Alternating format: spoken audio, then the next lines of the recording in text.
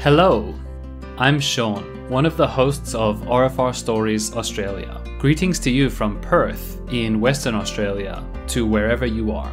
Recovering from Religion is a global non-profit organization that offers hope, healing, and support for those who are struggling with issues of doubt or disbelief, or who have otherwise been affected by religious trauma. We're very excited to welcome you to RfR Stories, a podcast series where we interview people who have transitioned out of religion and give them space to share their stories in more detail.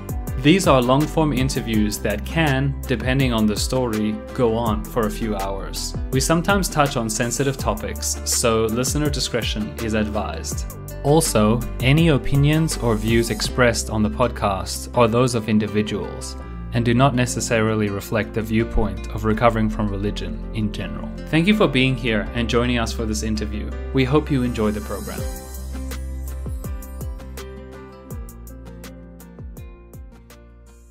Hello everyone, and welcome to the first and inaugural episode of Recovering from Religion Stories Australia. So in this podcast series, we will be interviewing various people who have transitioned out of religion in one form or another, and just giving them space to tell their story and get to know them a bit better.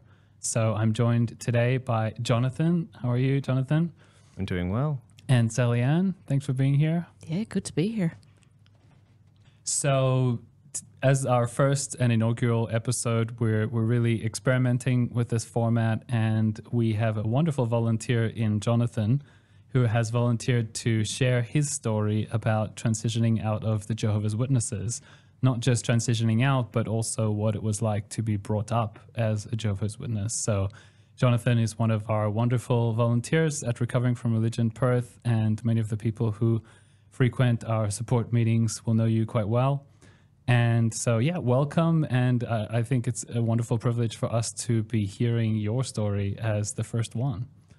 Oh, fantastic. Thank you so much. So let's start at the beginning, Jonathan.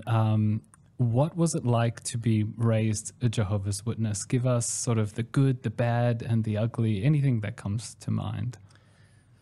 Being a Jehovah's Witness is like being part of a really large family. So a lot of my really early memories are being at people's houses at like kind of the giant big barbecue style events that everyone I knew had like 30 plastic chairs because you'd need to pull them out at some point for like the big gatherings.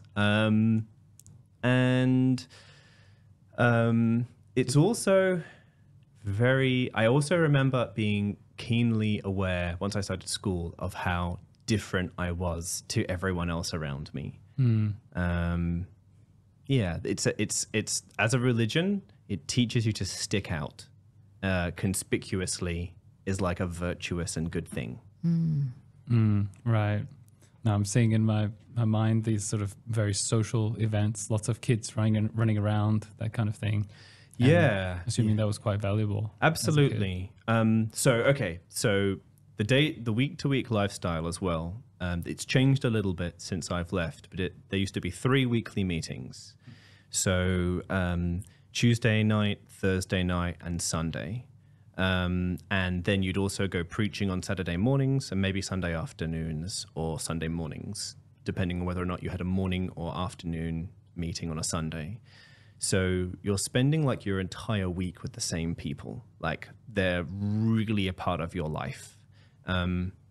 So one of these meetings would be at someone's house, and we'd all have one of the books, and it would be like this almost like book club kind of atmosphere, but we'd be following this very prescriptive, read the paragraph, ask the prescribed question, give the prescribed answer in your own words. We're going through Revelation chapter by chapter. Have a look at the paragraph, read it out, and it was also like all of these things were very structured, and there were like ways of attaining various goals. Like I remember when I got a bit older, I would read the paragraphs in like the Tuesday book study group. They'd be like, "Oh, Jonathan, can you read the paragraph?" And I would read the little paragraph, and that would be my job. It's also a lot of drudgery as a child, sitting through 2 hours of really dry, like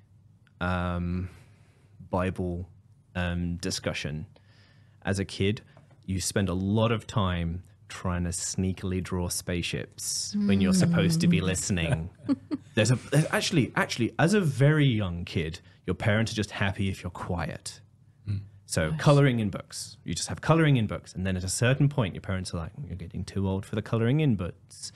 So first they try and make it fun. They try and gamify. They're like, oh, as a challenge, every time you hear a scripture, see if you can write it down. And then it becomes like a little treasure hunt.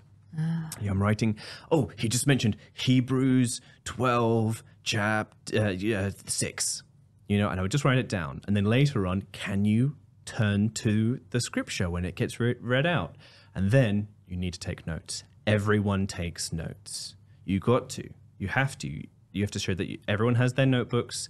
It's this very kind of faux academic thing. They're trying to create this feeling of like we're all studying something really important. Yeah, absolutely. Yeah. Even the Kingdom halls, they have fluorescent lighting like this. They want it to feel like a classroom. It doesn't feel like a chapel or anything.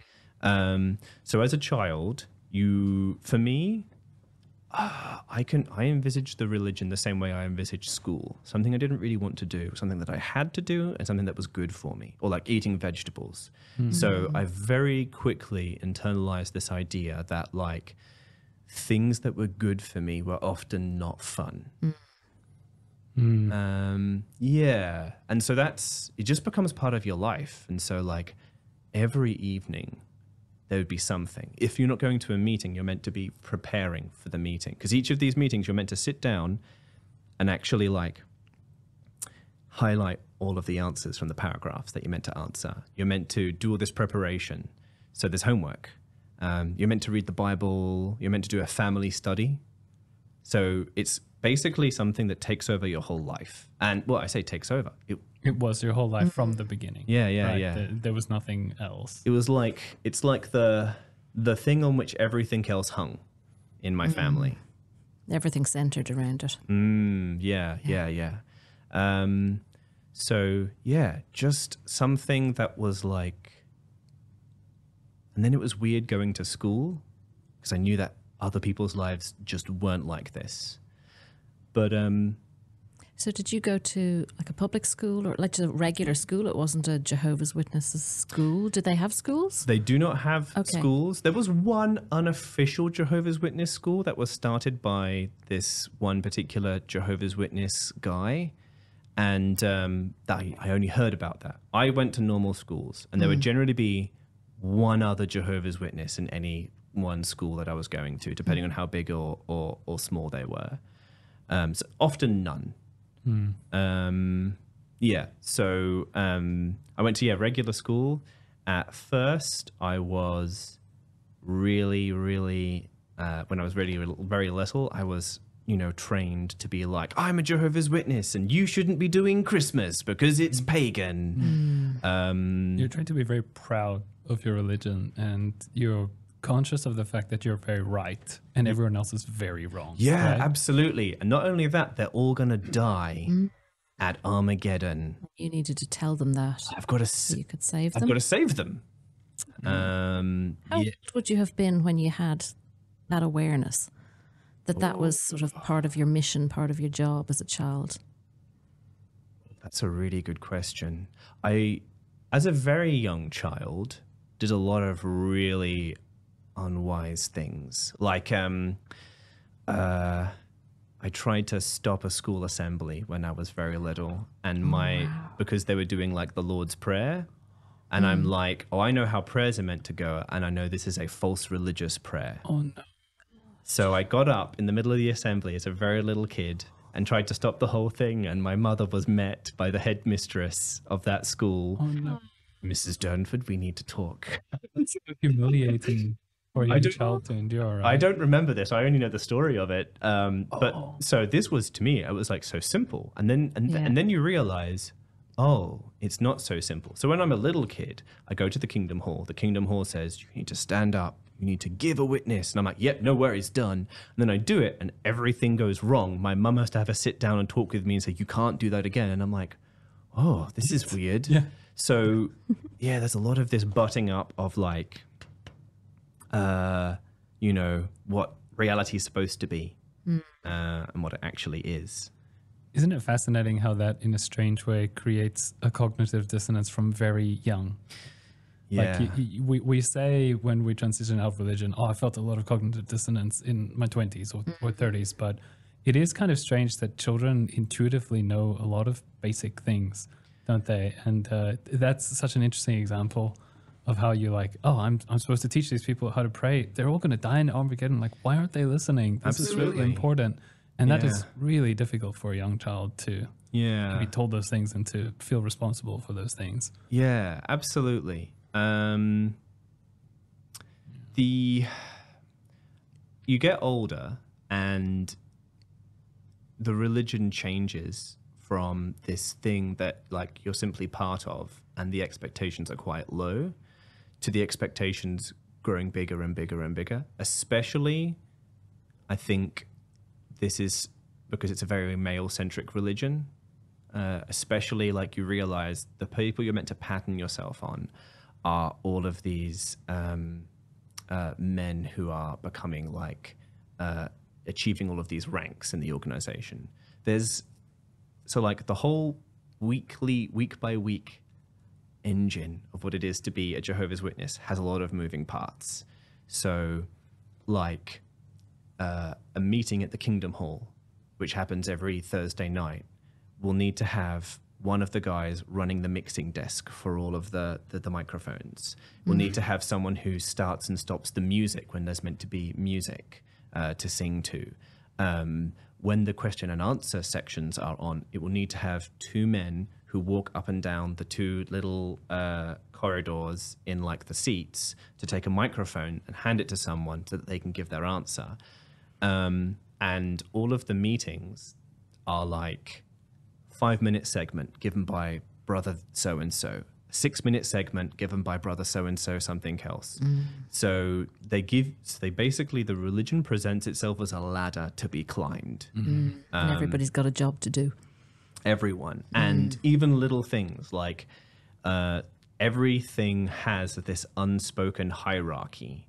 So little like teenage boys can do the microphones, can do the sound. You get older and some of these things have official ranks next to it. So you have elders, which are like the maybe 5 to 7 to maybe 10 older men, usually married with kids, usually maybe 40 or older, running the congregation. But then underneath that, you have all of these trainee elders called ministerial servants. And there are certain things you can only do if you're a ministerial servant. Underneath that are a bunch of these very small, petty things that you can do or not do. And all of this is predicated on someone sitting down with you and being like, I can see you've been working really hard. You've been really good. Would you be interested in taking on this? And they're always called privileges. Yeah. So would you like this privilege? And if you do something wrong, you lose privileges. Oh, yes. Yeah. So there was, if every week it was the same guy who ran the little counter who handed out all of the Watchtower magazines, everyone's little allotted amount of Watchtower magazines, and that guy wasn't doing it one week, then didn't do it for the next 4 weeks, you'd be like, what's he done? What happened? What did he do? Yeah. Something went wrong. And everybody knew about it. Everyone knew. There was no announcement. Everybody knows the system and Everyone the way knows it works. Everyone knows the system. And it just strikes me how much that creates and reinforces shame, because it's a silent punishment which no one speaks of, but it's deeply internalized by that person. Like, I'm not worthy to now hand out the Watchtowers for the next 4 weeks. Yeah, absolutely. And it can be a really little thing, like, got drunk or something. You know, you lose your privileges. You've got to build yourself back up again. Yeah. Is it someone who judges you in particular, like some elder or ministerial servant who like approaches you, you know, on the side? I need to have a chat with you, Jonathan. You know. Oh yeah. Can I have a chat with you in the back room? I was a really good boy. So most of this I viewed from afar. I was a real true believer. I was the eldest son, and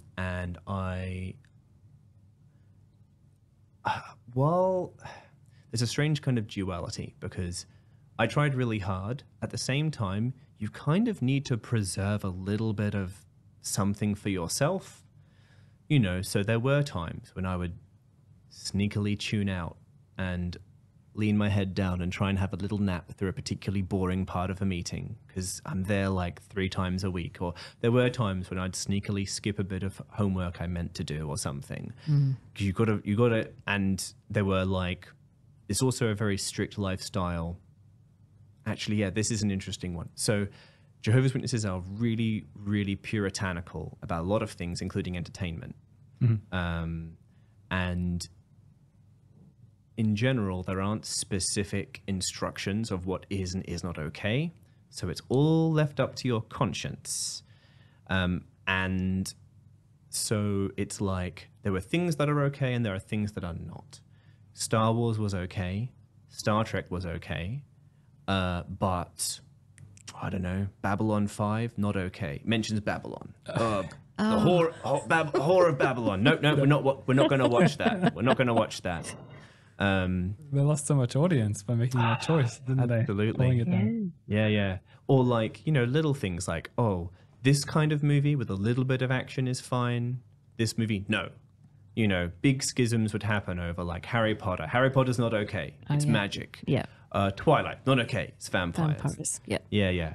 Lord of the Rings, that's an interesting one, especially when you grow up in England, because some people are like, it's literature. And that's weirdly exempt. But also this sort of battle between good and evil where good, you know, wins in the end. And so you could take that view. Yeah, absolutely. We went and saw all the movies. And then at a certain point, my mum decided, no, we shouldn't have these movies. Because there's literally a demon in the first one, the Balrog, you know? And so it's like, no, shouldn't. So you go through these weird cycles, and I went through this all the time, where it's like I'd read all these fantasy novels because what I liked horror, I liked fantasy, I liked science fiction. I'd read all of this stuff, you know, and then be like, no, something is wrong in my life, and it must be my fault because I have been booking the wrong books out of the library. This one had like, a sexy scene in, that's bad, you know. Or this one had like magic and demons. Oh, I shouldn't have read that. I remember, so in middle school, one of my teachers would give me his private fantasy books. He kind of took a special interest in me. He gave me like the Earthsea books, which are beautiful books. They're really good. And he gave me a book called His Dark Materials by Philip Pullman. And in this book, it's a fantasy book. Everyone has a personal demon who follows them around and shapeshifts into different animals. And they're connected, like they can't be separated.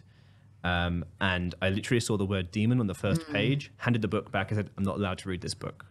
And he said, I said, it's about demons. He goes, they're not those kind of demons. And just handed it back. And I read it and liked it.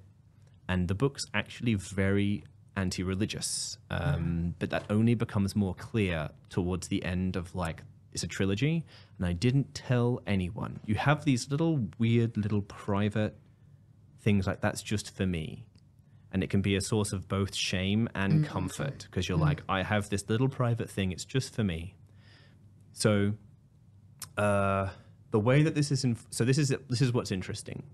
So I remember one of the questions I used to get all the time when I was in school was when I'd be like, I'm not allowed to do that. People would be like, well, what would happen? What would happen? And for me as a kid, that was not the right question to ask. Yeah. Because it's like, I don't think about that. I don't think about what would happen if I watched a Harry Potter movie. You know, it's more God would be angry with me, you know? And like, it's, can't remember where I was going with this, but yeah. So it's not even so much that. Actually, there's a good analogy for this.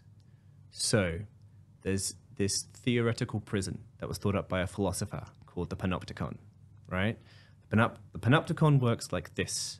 You have all the cells in a big ring, and in the middle you have a watchtower in which is the guard. And all of the cells have glass-facing walls, so all of them can be seen from the tower with the guard. The guard cannot watch all of the cells, but all of the cells can, at any time, be watched by the guard. So you feel like you're on display at all times. This prison's never been built, but it's a theoretical, philosophical idea of like surveillance and what it does to you. Yeah. When you're a Jehovah's Witness, you are constantly surveilled. Yeah. So first, you're surveilled by all the other Jehovah's Witnesses. I mentioned to a friend of mine, oh, I watched this movie. My mum said we should never watch that. And then my mum gets to talking to from their mum, because I let slip that we watched occasionally we watch something and mum would be like, oh, don't mention this to anyone else. You know, it was good fun, but we were, you know, guilty pleasure. So you're being watched by everyone else. You're being watched by God, of course. Who's watching at all times. And then eventually the policeman is behind the eyes. You're watching yourself. You surveil yourself. So it's like this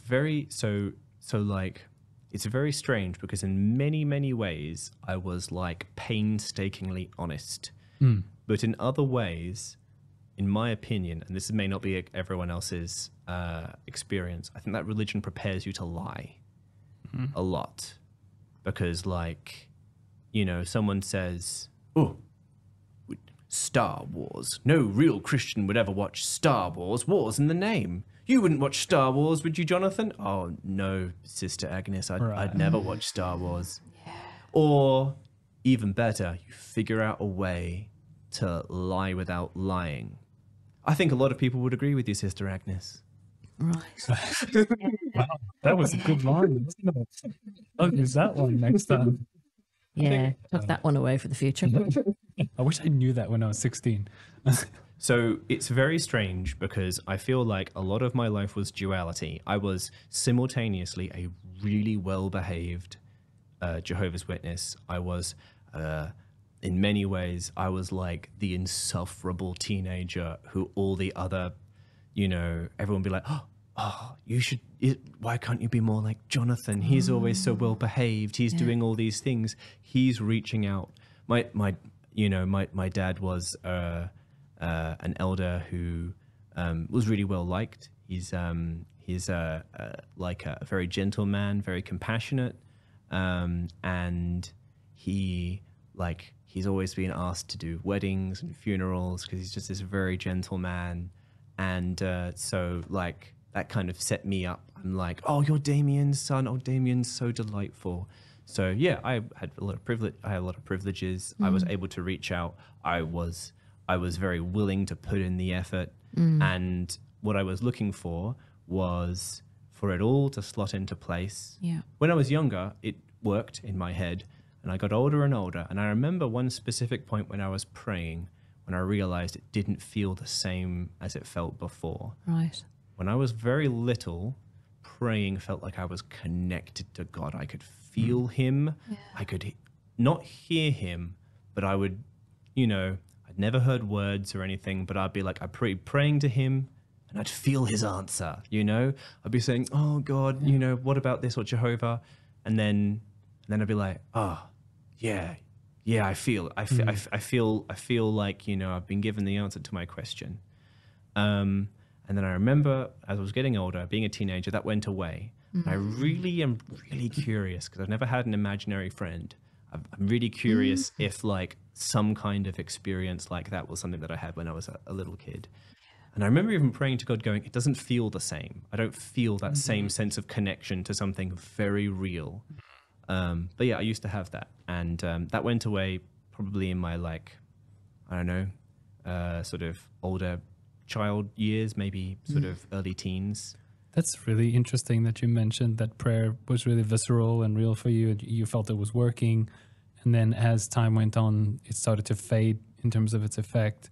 And I guess my first question, I think I even know the answer to this, is as you started to struggle with that feeling that prayer isn't doing what it was doing, did that reflect back to you in the form of shame or unworthiness? Like, is it, I mean, clearly it's not God's fault or the concept of God's fault that you're not feeling that presence anymore. Right? So, yeah. So again, like, I had a lot of duality. So I think that part of me would always come back to, oh, this is my fault. I played a video game I shouldn't have played. I watched a movie that I shouldn't have watched. I've been, having the wrong kind of thoughts. I've been,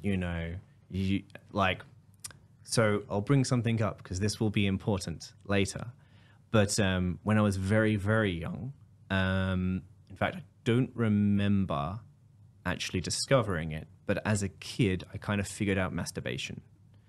And then when I sort of the sort of religion hit me with the big sort of the shame kind of like, this is really wrong. You got to stop. This is going to ruin your future relationships. I was like, oh God. All right. And I stopped. Mm-hmm. And then I was a teenager and I sort of started again. Yeah. So that was a big thing for me where it was like, how long could I go without masturbating? And if I was failing to do that, this is why like I am in the wrong. This is why something isn't working. This is why my faith isn't strong. I'm not working hard enough. I'm not trying hard enough. I'm not resisting hard enough. Because the actual ideal Jehovah's Witness lifestyle is basically unattainable. It's basically this impossible standard that you really can't sustain for any length of time. Yeah. But you can do it for a week or two. Mm-hmm. So you spend your whole life trying to like get your life to be like, okay, I get up, I go to school, I do my homework, I do my pre-study, I do a prayer, I go to bed, I go to school, I get home, I go to the meeting, my entire evening is gone, I go to bed. And you do this 7 days. Friday night rolls around. Maybe I go out with friends. Saturday morning, up for ministry, go out preaching 2 hours. Finish around about lunchtime. Saturday morning's gone. I have Saturday afternoon to do my own stuff, maybe some homework. Sunday, meeting in the morning. Oh, don't you want to come out on ministry as well? Sunday afternoon, the meeting's finished at 2. Sorry, the meeting's finished at like 12. Go out for ministry for another hour and a half. You get home like mid-afternoon. Monday, start again. Yeah. Wow, it's relentless. It's relentless. It's a hamster wheel. And so it's like, and when you're told, well, of course, does it make sense to you? You aren't following the program. Mm-hmm. Yeah. It's got to be your fault. Yeah, absolutely. Well, are you reading the Bible every day? Did you do all your pre-study this week? Have you been praying? And it's like, and it's not even explicitly stated, but like it's like, oh, this is what you should be doing. This is what you should be doing.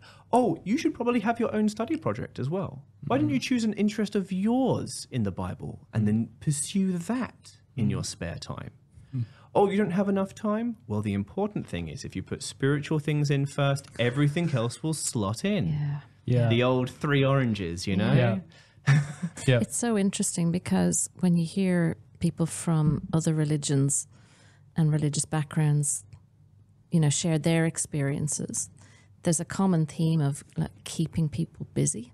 Yes. Really busy, keeping them working, keeping them learning, keep them in this position where they're never actually going to attain it. They just always have to believe that if they work hard enough and try hard enough and are good enough, then they will one day. And of course, that sense of like you can get to a level, but then there's another level to get to, and there's then another level to get to, and that's how they sort of keep people in control and sort of in the religion, because it's relentless, isn't it? You just have to keep going. And especially as well, I think this is the way, like the religion works, from what I've been told, very differently on men than women. So women are very much given all of the typical religious nonsense of being, subject to your husband and all that sort of, very misogynistic stuff. For men, it was the carrot. There's a really strongly delineated series of hierarchies and steps you can climb. Yeah. It's like, okay, have you been reaching out? So, I had my like early childhood, which my before being in school, I was really happy. I really enjoyed living at home with my parents. My parents were very loving. My parents were very nurturing. They invested a lot of affection into me. They were lovely. I was one of 4 kids. I loved being an older brother. And I enjoyed all this social stuff that happened after the meeting.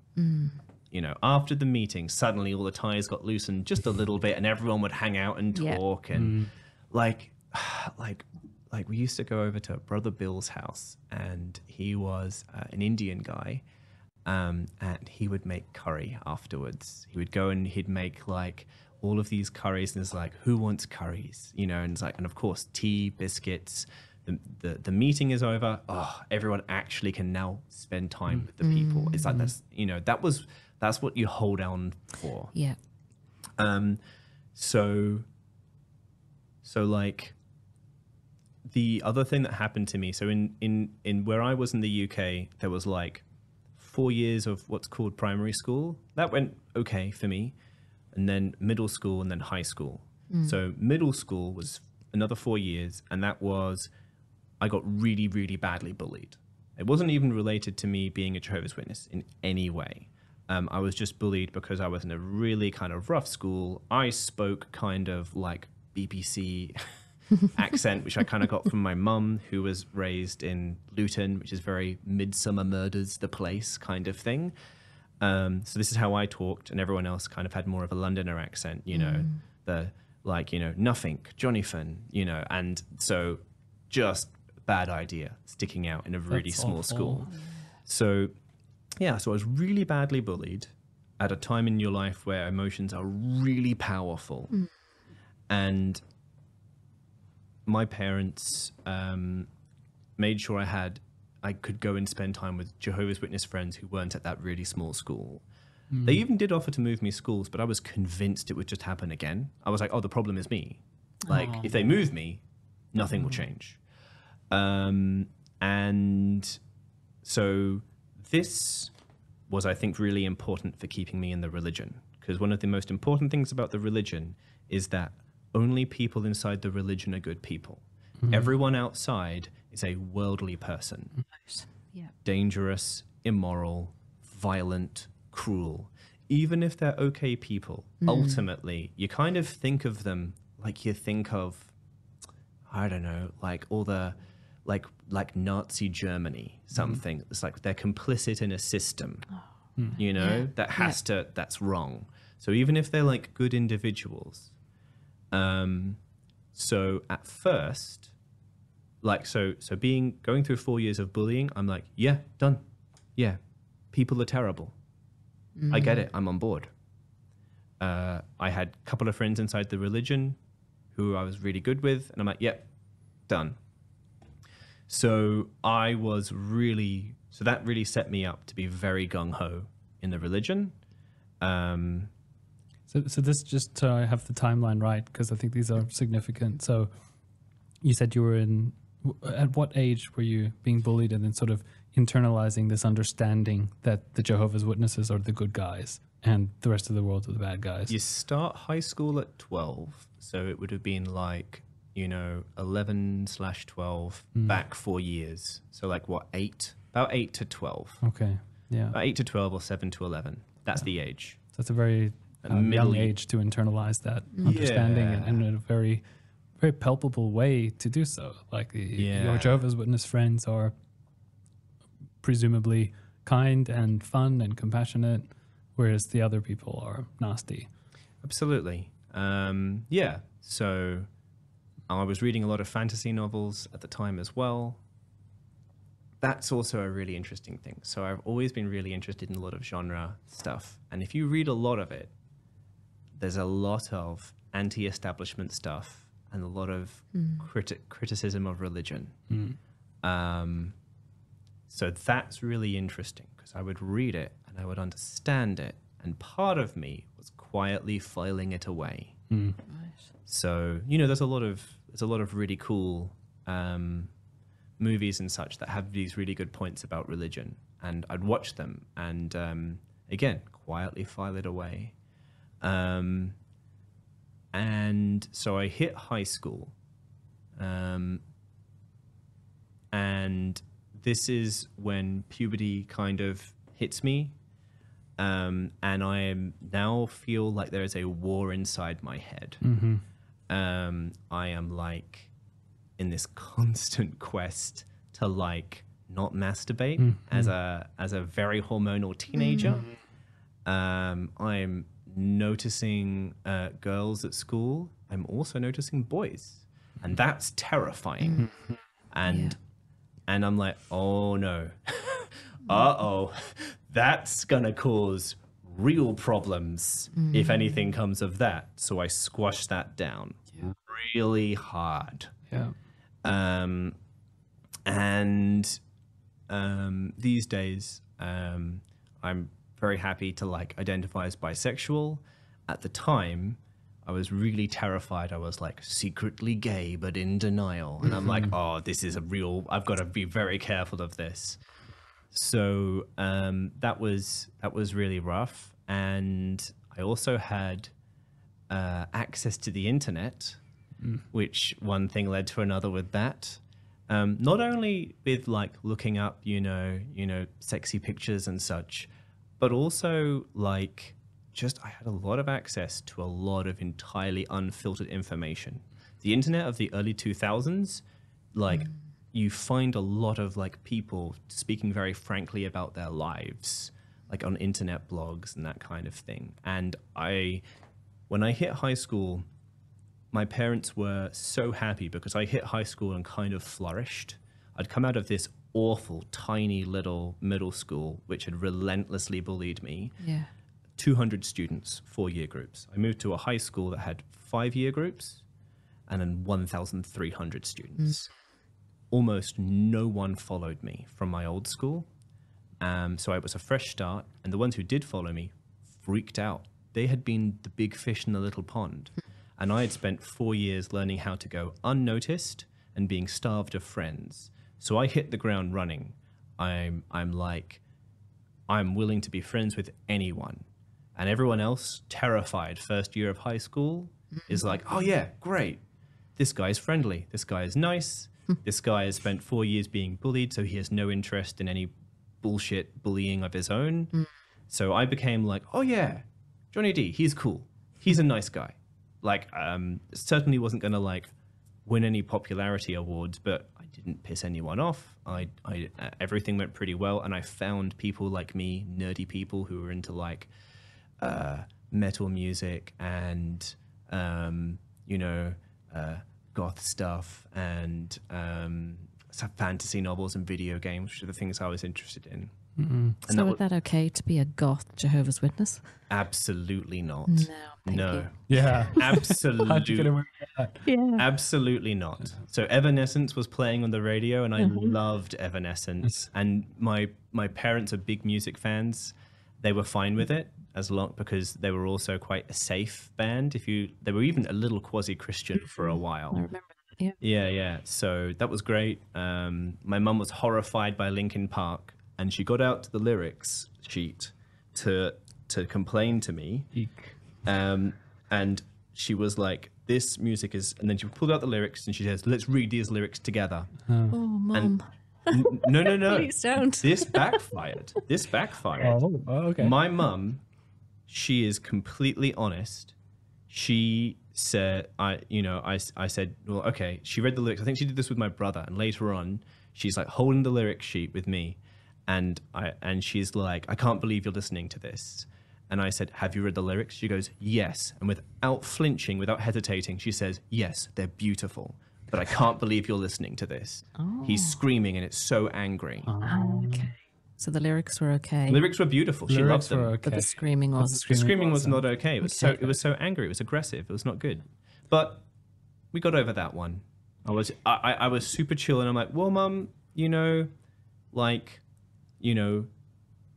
I think even Evanescence, the Evanescence CD came out. My mum was like, what's this? There's a song called Haunted. And I'm like, it's about being haunted by regret. And she's like, all right, okay, that's fine. That's fine. Slip by that one. Yeah. Yeah.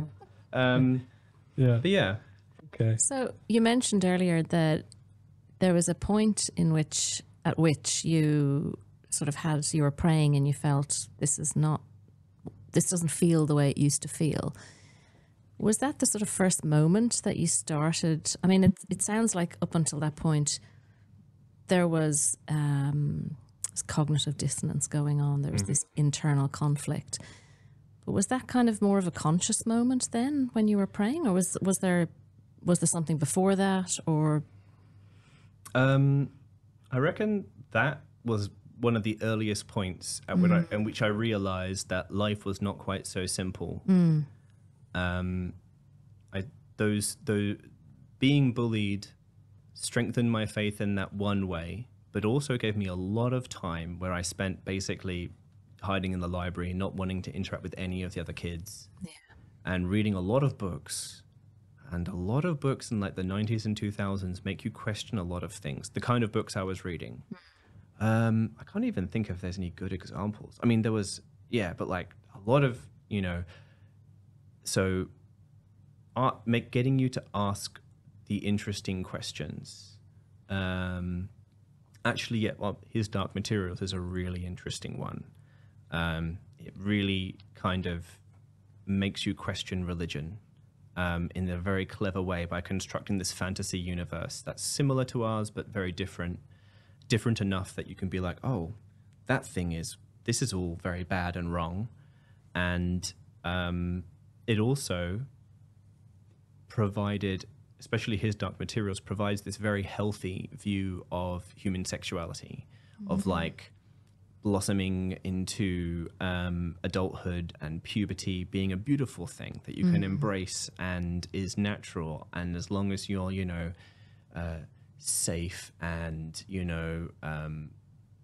all of the it's not a bad thing to like, and so this was providing me this second track. Yeah. And I liked reading these novels because they were just a great form of escapism, and I've just always enjoyed them. But I also have quite a like analytical kind of brain. I like to pick apart the meanings of things. I'm a perpetual English student of like what's the metaphors and the imagery, and so it would tick away. I remember. So to answer your question, there was a lot of doubts, and also like, you just start to think like, this religion is trying to take everything from me continually. It's continually being like, what's that you've got? You enjoying that novel? You shouldn't be reading it. Yeah. What's that video game you're playing? Does it have spiritistic influences? You shouldn't be playing it. Yeah. Oh, what's this movie? Does it have violence? You shouldn't be watching it. So you spend your entire time trying to just hold on to these little things for yourself. And that kind of gets your brain thinking as well. And the thing that's really frustrating is, because you're so subject to what everyone else thinks is appropriate, you realize how arbitrary a lot of this stuff is. Yeah. So like, someone decides, oh, this movie is terrible. And you're like, have you thought about this movie? Like, I'm not a big fan of Harry Potter much anymore, but when I was a kid, I really liked it. And I think it's a very Christian story. Twilight is a very Christian story. The person who wrote it is Mormon. And I found it bizarre. People are like, oh, we should never read Twilight. I'm like, it's literally about abstinence. It's literally like, the story is Probably what makes it such an awful book. it's a vampire boy and a girl who like, the vampire boy has to try very hard to resist his impulses, otherwise he will hurt her. And I'm like, well, this is obvious what this is about, right? I mean, it's the metaphor of vampirism, but it's clearly about teen love and abstinence and wait till you're married, and which they do in the books, by the way. Yeah. It's very Christian. So that got really annoying when I realized there was just a lot of hypocrisy and ignorance in what got cancelled and what didn't. So there's that basically building in my mind, and the kind of fairy tale has dropped away probably quite a few years earlier. That sort of fairy tale prayer I used to enjoy as a very little kid. And then when I hit high school, I find a really fun group of friends who I mentioned before, and none of them are in the religion. And I spend a lot of time with them, and my parents are just relieved that I'm doing well in high school. My grades are good. I never bring my friends home. I never, they know I have them. They're like, this is fine. There were a few Jehovah's Witness friends I had as well. They also kind of integrated with that friends group a little bit, not completely. But yeah, my parents were just relieved because I was really in a bad way, like coming out of middle school. In middle school, yeah. So my parents were just like, we're just so glad you're happy. Yeah.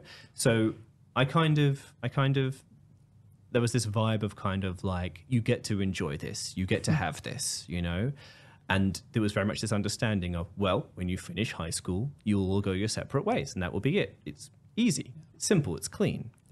So they weren't, and because I didn't really spend a lot of time with them outside of school in person, what we did was we messaged a lot on like LiveJournal and MSN Messenger, as was the style at the time in the early 2000s. And in the meantime, were you also sort of progressing up the hierarchical ladder within the church? Yes. I got baptized, which is the thing everyone's meant to do. I got baptized about 16. Okay. And that's... Wait, just to clarify for people who don't have a Jehovah's Witness background, baptism as a Jehovah's Witness is a very conscious decision that you make, and it's not pinned to a particular time frame, is it? No, you don't get baptized at a set time. You do it when you're ready, but you are not a Jehovah's Witness fully until you are baptized. Okay. You become what's called a publisher, where like you can now go out knocking on the doors. A lot of kids become publishers very young, like 9. And there's not supposed to be any like real consequences. It's just you are now allowed to knock on the doors. Right. It's a sort of thing that exists for kids and also for like trainee Jehovah's Witnesses who are going through conversion. Okay.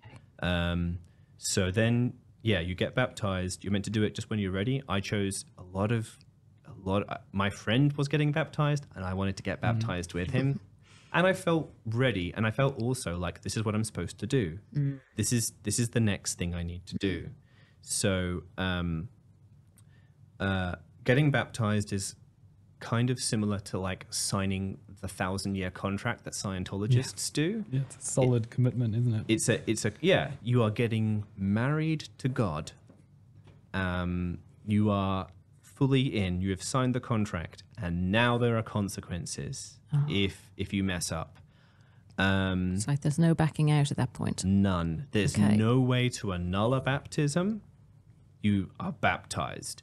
You have to go through a screening process. You have to have multiple interviews. You have to study up for these interviews. It's like passing a driving test. An elder will sit down with you and say, "What's God's name?" You have to be like, "Oh, it's Jehovah," which comes from... That's the easiest one of the religion, right? It's the first one. It's the first one. They start them off the easy one. They start them off easy with the questionnaire. Yeah. If you haven't got Jehovah by age 16, something's go wrong. find religion. Absolutely. So you answer, it's Jehovah, which comes from the Tetragrammaton YHWH, which is God's name that was put in the Bible and was removed by the Pharisees due to superstition. And so you got to be able to answer all this stuff, and it goes and goes and goes. And then there's lots of like, would you be prepared to do this? Do you understand what you are committing to? Do you understand all this sort of stuff? There's a test of knowledge, and there's also a test of like intent. So to make sure that you know what you're getting into. So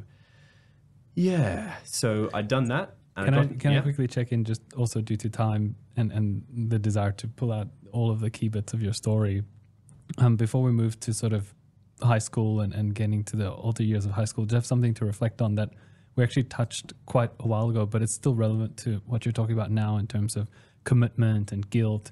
So I think something we'll probably repeat on this podcast a fair number of times is scrupulosity. I don't know if either of you have heard the term religious scrupulosity, but a key way that we get stuck when we're religious is, like you said, we're really, really busy, really committed to all these different things. And when you're really, really busy, you get tired and you get stressed. And those are negative emotions.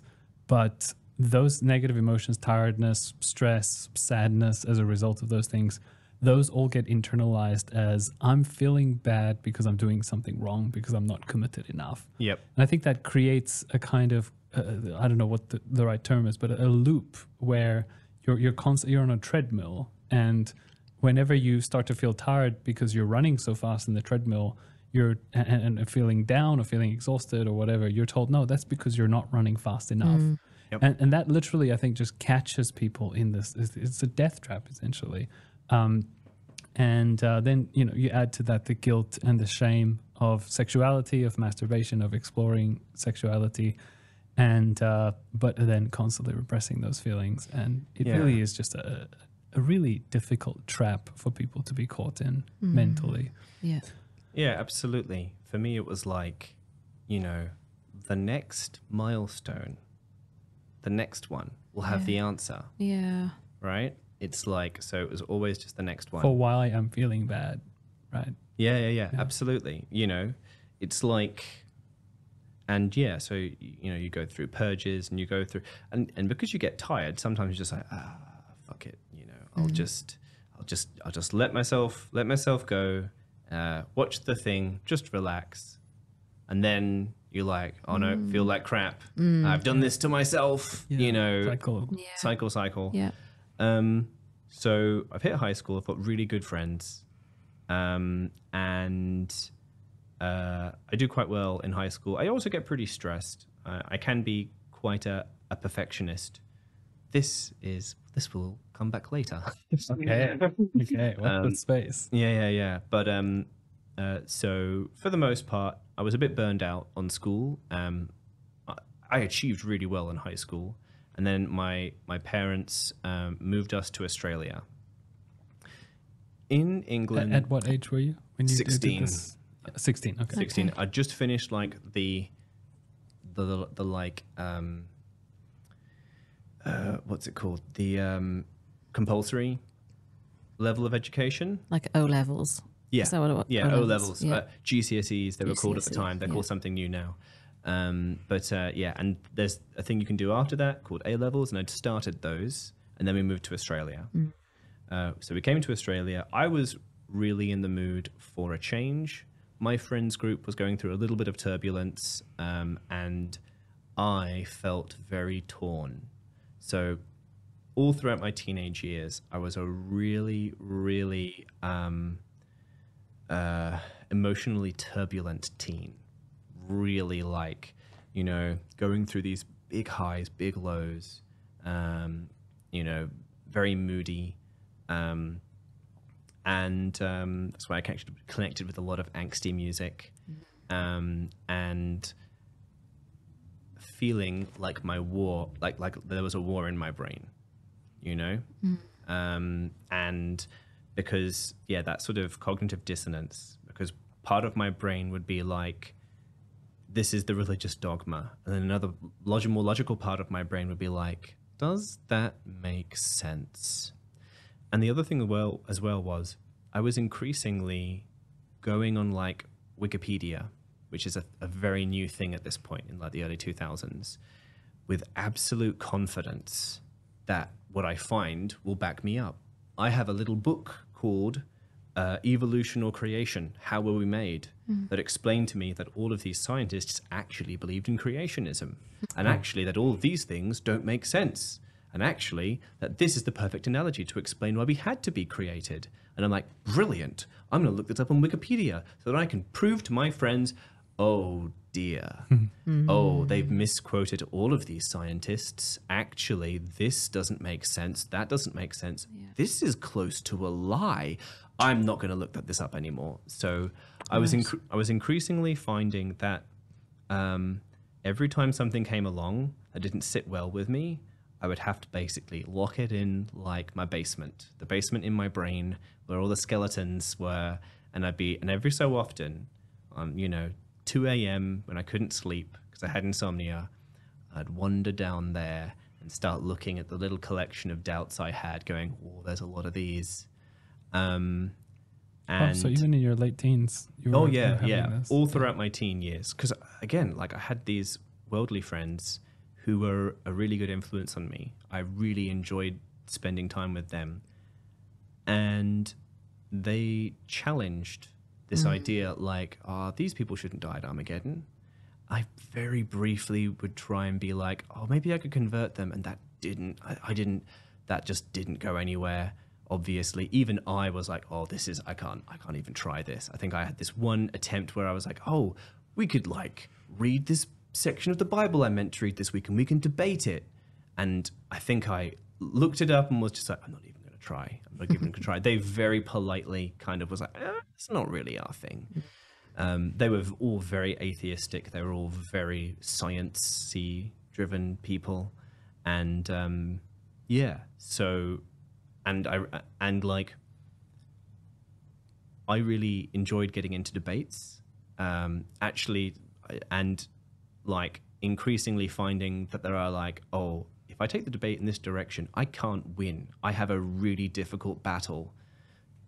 And I would find, actually, that'll come up later. So I've got lots of doubts by this point, very turbulent for lots of reasons, but one of them being like this cognitive dissonance. I've moved to Australia and I'm like, right, I've tried living my double life. I've tried going to the meeting and then sneaking off with my friends to a metal concert in the same week and doing all these things that in a way I kind of felt like, this is just a way for me to get through my week, just, blow off a little steam. But now I'm going to go all in. I've left my worldly friends behind, these bad influences. They're in the other side of the world. Moved to Australia, and I meet a guy called Cameron who is pioneering, which means you're doing 70 hours of door knocking unpaid a month. And I decide I'm going to pioneer with him. From age 16, 17? Yeah, about 17, yeah. maybe 18. Okay. I do a little bit of schooling here in Australia, and the day after I finish that, I get a part-time job, and then I immediately start pioneering as well. So I'm working part-time to support myself, and I'm pioneering 50 hours a month at first, and then up to 70. And I do this for 3 years. And throughout this, being a pioneer, you have activated the speed boost for your progression through the religion. There are 3 pioneers in my congregation, me, Cameron, and a girl called Kylie, in our congregation of maybe 100. And we are like the darlings. They're like, they're so good. These young people giving all this time to Jehovah. Yeah. And so you have a part-time job. Yep. And 70 hours a month pioneering. Yep. Far out. Yeah. What got real interesting was when I tried to study at the same time. I succeeded too, actually. I did a certificate in remedial massage.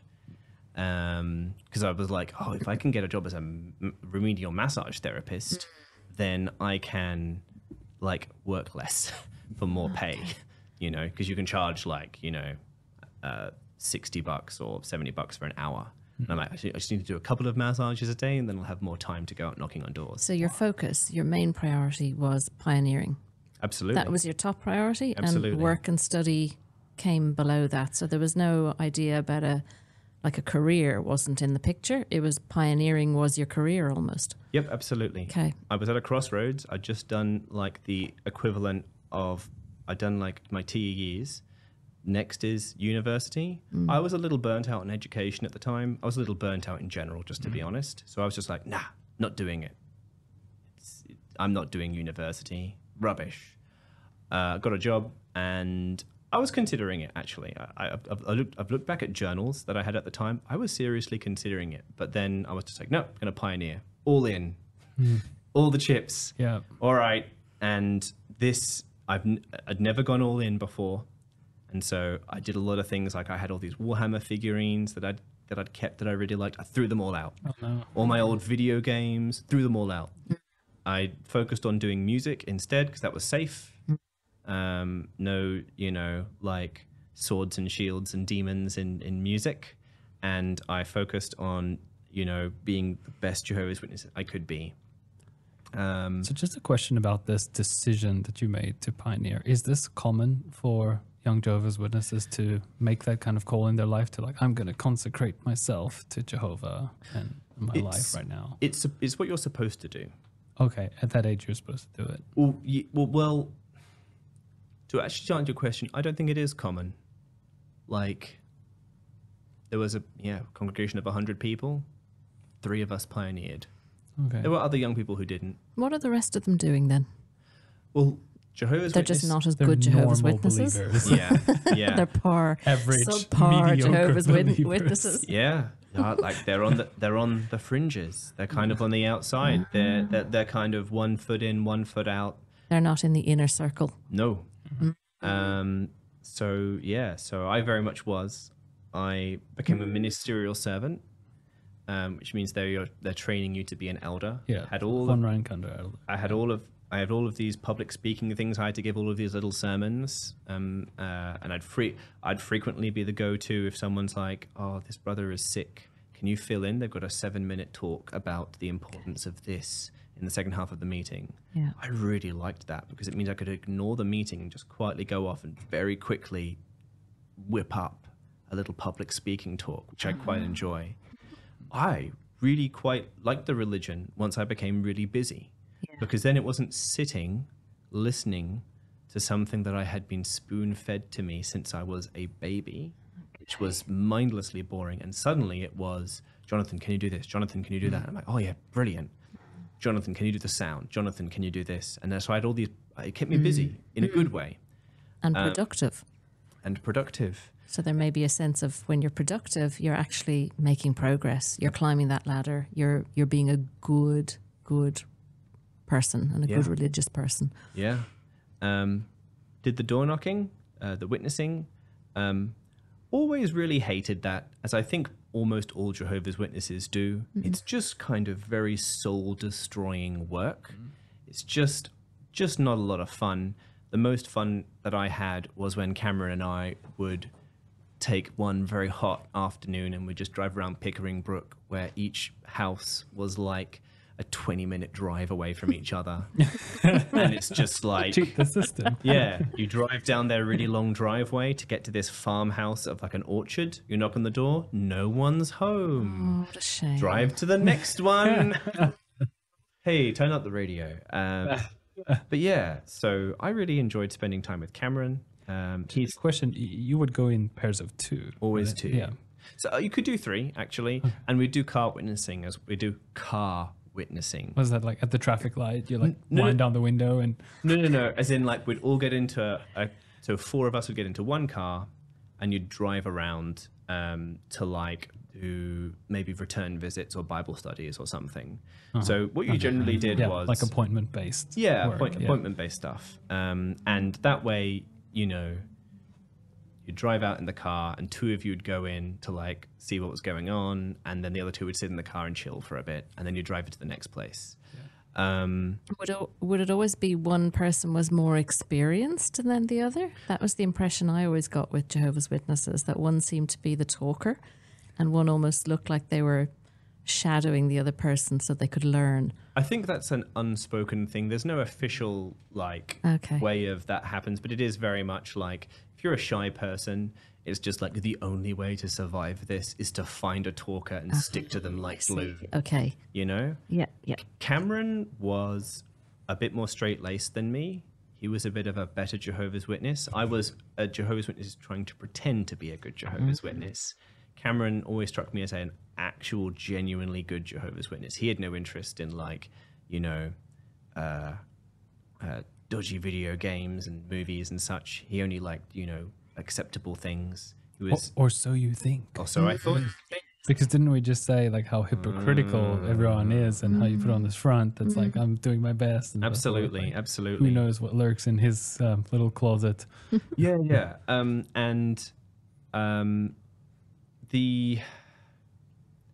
The other thing is,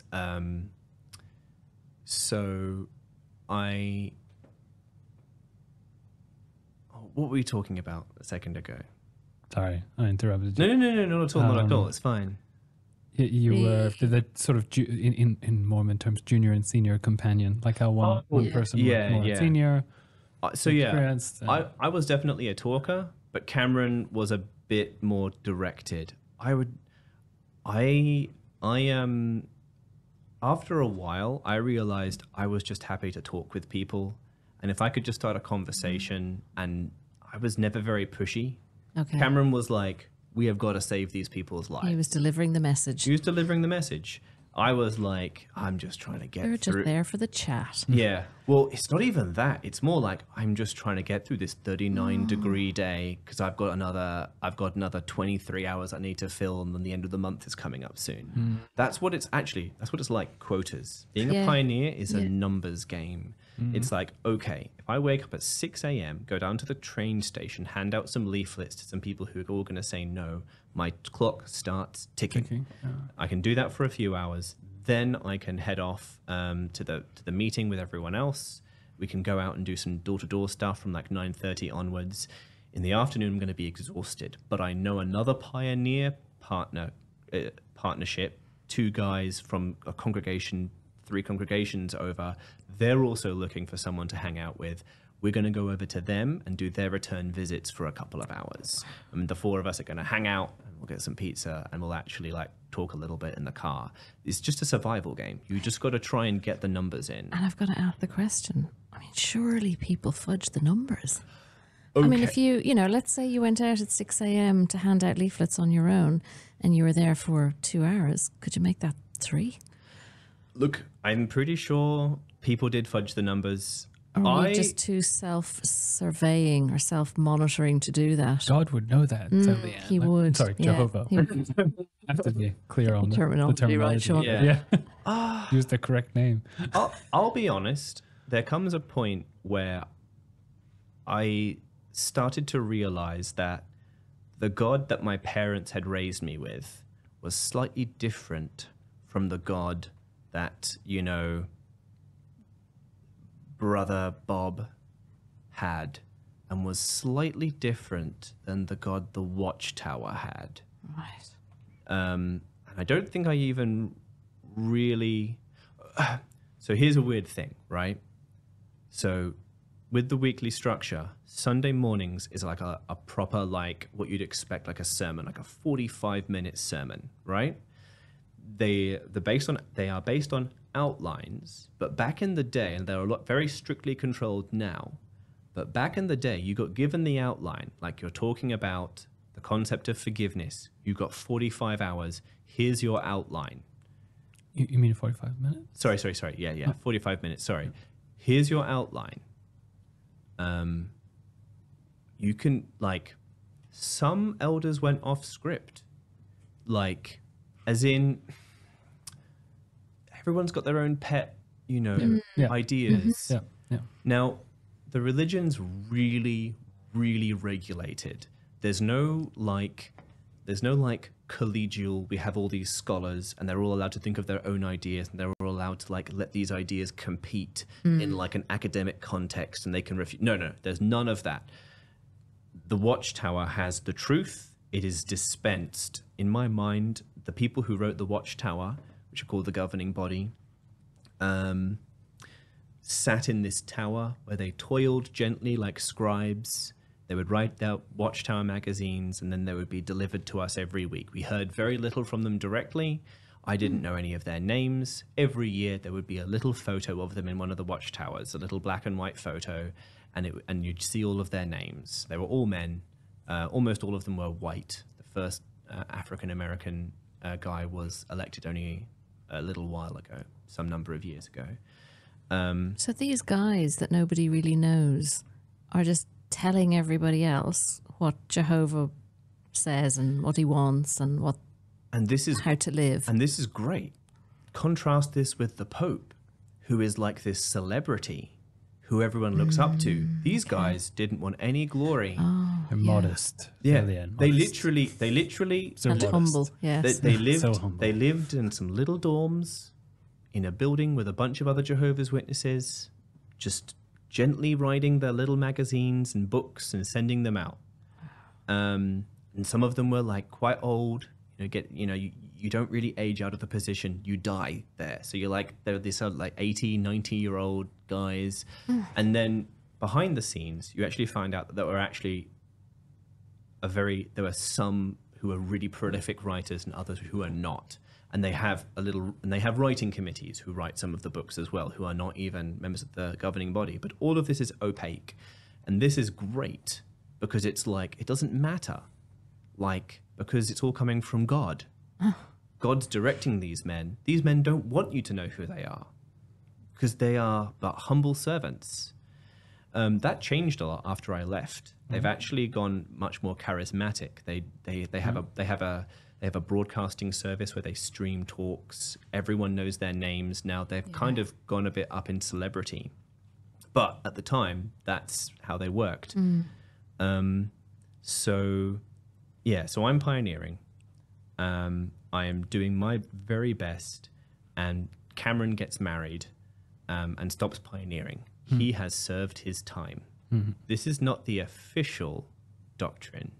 Theoretically, we should all be pioneering because it's a joyous thing, and we should all do it and all work part-time and live in little shacks. For your whole life. Is that kind of the subtle expectation? What a wonderful life that would be, Sean, to be serving Jehovah your whole life. Wow. Wouldn't that be delightful? Not everyone's circumstances permits this, but look at this lovely example. Sister Agnes, she's living in Germany in her little house, and she's been regular pioneering since 1972. Yeah. You know, isn't she lovely? Isn't this a sterling example? But in practice, Cameron gets married. He's real tired. He's real burnt out. He got sick for a while. He stops, and everyone's like, "Good job, man. Good job. Yeah. Well done. You served it." You know, there's this unspoken. Here's the duality, right? Yeah. There's one thing that's true, and then there's another thing, right? And so my parents had always raised me with a very compassionate God. You know, when I was little and like, Mummy, what if there's a good person who isn't a Jehovah's Witness? Well, I'm sure God will probably make an exception for them. Oh. Then you talk to Brother Bob, you know. What if there's a good person who's just... Yeah. Elbert Jonathan. So, and actually, that will come up a bit later, actually, because that was a thing that I had internalized, but it really got driven home for me very strongly much later. So, I'm burnt out on pioneering. It's miserable. I'm doing it by myself. Cameron is married. I am not. Wait, I thought so it wasn't an actual requirement to go in pairs. You just tended to. Yeah. Okay. You should go in pairs. No, because for Mormon missionaries, you don't have to. For Mormon missionaries, it is absolutely a requirement. That's why I've only ever seen Jehovah's Witnesses in pairs. That's why I was a bit confused for a moment. Like, you could go by yourself. Yeah. I did do it by that myself. It's but what I'd do is like, you got to try. Like, ideally, you try and find someone who'll go out with you. Like, what about this retired, older sister in the congregation? Maybe she'll go. We can go out and do something in the afternoon. During the week, it's very thin. Everyone's working full time and they do all their ministry on the weekend. So the week is really hard. But then what you do is you figure out, are there other pioneers and other congregations I can travel and spend time with them? This suburb has some pioneers. I can go and spend time with them. But it puts a lot of the onus on you. And then there are just days where you're just like, man, I did not tee anything up, and I've got to try and get 7 hours today. What am I going to do? Knock doors, right? Yeah, Default. something. So, yeah, like, and it all starts to, like, after a while, you're like, you know, how important to God is it that I get 7 hours today instead of 3? Does it, like, is God the little bean counter? So, yeah, it does lead you to a lot of this, you know, behavior where, like, I'm sure I did fudge the numbers. You know, there are times where you're just like, that counts. Yeah. It's enough. I did what I could. God understands, you know. So that's the other thing is, like, I'm simultaneously got God the judge and God the friend. The compassionate God and judgmental God. The one who I remember being so connected to when I was a kid, you know, the one that my parents taught me about. And and sometimes God is one and sometimes he's the other. The classic perpetrator. Yeah. So around about this time, I am really, really struggling with masturbation. I have talked to my dad about it, and he says, okay, look, this is a problem that I had. It's a problem a lot of young men have. I met your mum, we got married, and then everything was fine, which is not necessarily true for, like, people in general, is what I'm saying. But you know, that was what I was doing. I was holding out to settle down with a nice Jehovah's Witness girl, and then my problems would be solved. Problem, yeah. So I was really struggling, and I started doing some very unhealthy things. So one of the things I started doing was every time I masturbated, I pulled apart a razor that I had, and I would make a cut on the inside of my thigh. And then every time I had a bad thought or I was tempted to masturbate again, I would squeeze my thighs together so that I could feel each of my sins, right? So very unhealthy, self-harm. And I stopped because it made me feel better. It was like me being square. I'd masturbate, I'd cut myself, and then I'm like, oh, I've atoned, like a Catholic. And then I was like, oh, I've got to stop doing this because it's giving me an out. So I did stop that, but I kind of, as I was doing it, I was like, I'm not meant to be doing this. There was like a little article in saying, Jehovah's Witnesses shouldn't self-harm. It's a thing that some kids do, you know, being stressed. But yeah, so that was, I did them on the inside of my thigh so that, like, no one would know, so no one would see them. It's like a self-flagellation sort of thing. Yeah. Absolutely. Punishment for doing it. Which is something that I would sometimes do as well. Like, if I was stressed, I would, I would do, like, other weird self-harm things. I'd, like, you know, I had, like, drumsticks. I'd hit myself with those, and I'd have all these bruises that I'd just be like, I don't know what happened. I bumped something. So yeah, I did a lot of self-harm to release the pressure of all that stress and anxiety. And it was like a release valve, which I think is how it works for a lot of people who do self-harm. I punch myself and that kind of thing.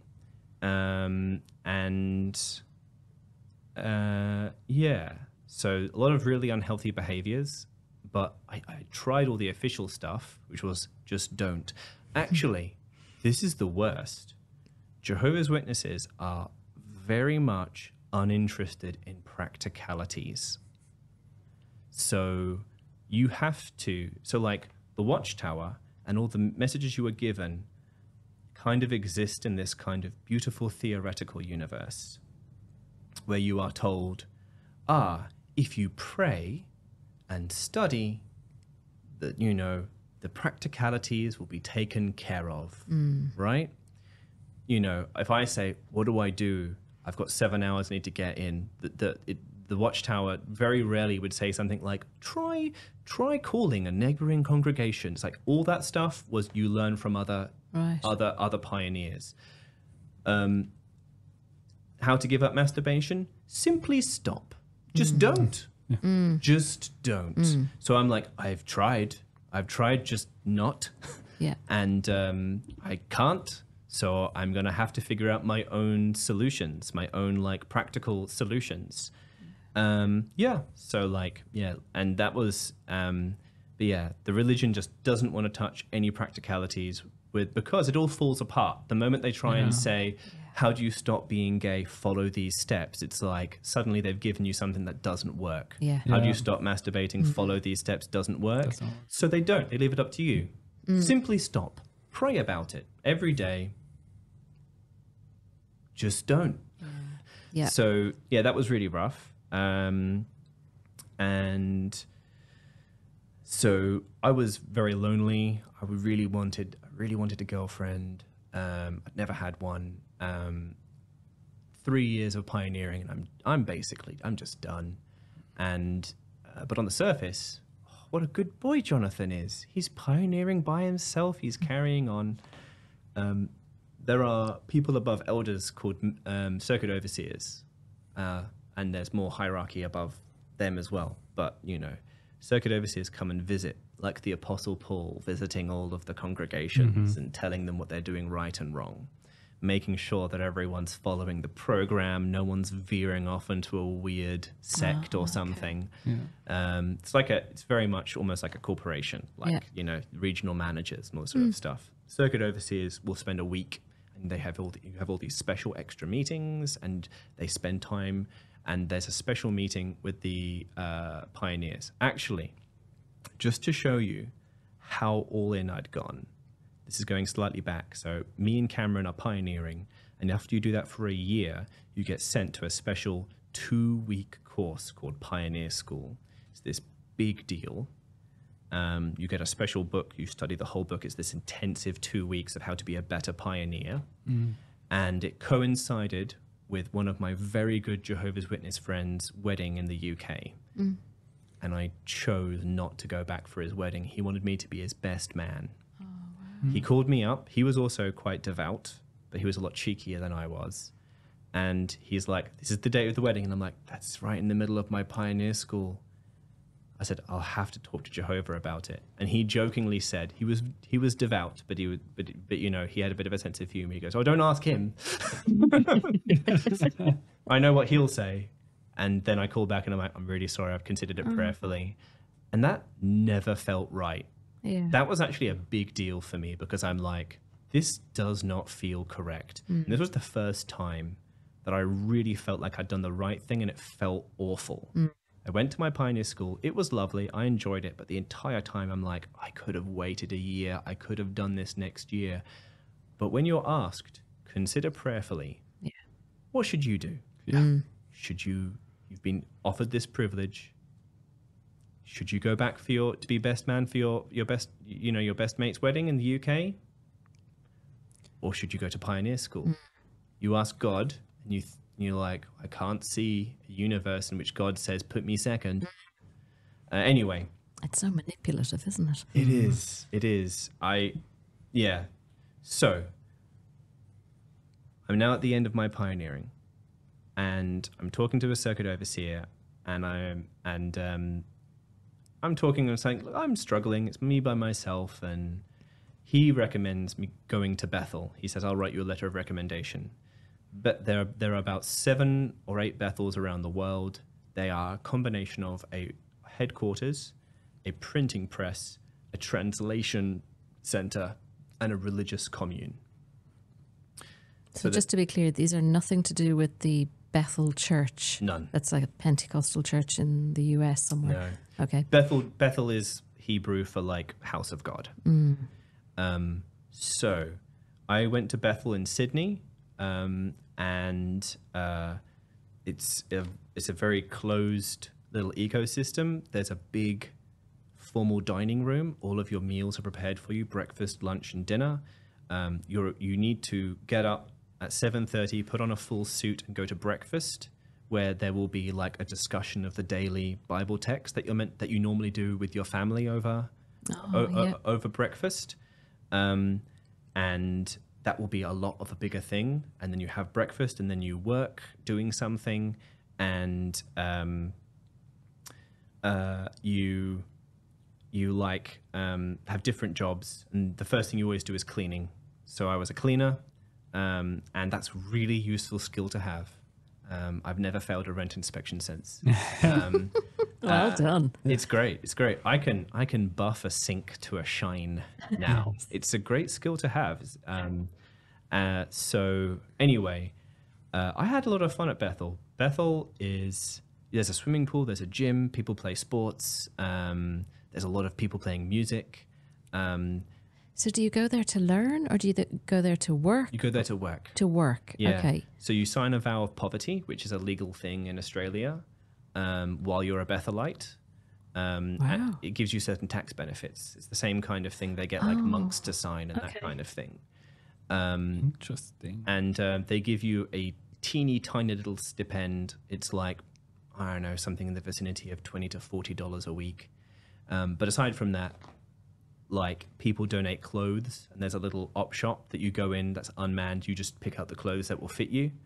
So you don't bring anything with you when you go I there? brought a bunch of stuff with me. Oh, okay, you can. Yeah, I brought a bunch of stuff with me. But, you know, if you need more clothes, that's how you get them. If you need food, all the meals are provided. There's an entire kitchen staff. And there's, you know, translation crews there who are translating. There's all the printing presses. I would clean around the printing presses, printing all the watchtowers. They've mostly shut those down now. It's all moved to digital. It's all very... Yeah, I was wondering about that. Yeah, it's all gone digital now. It saves a lot of money.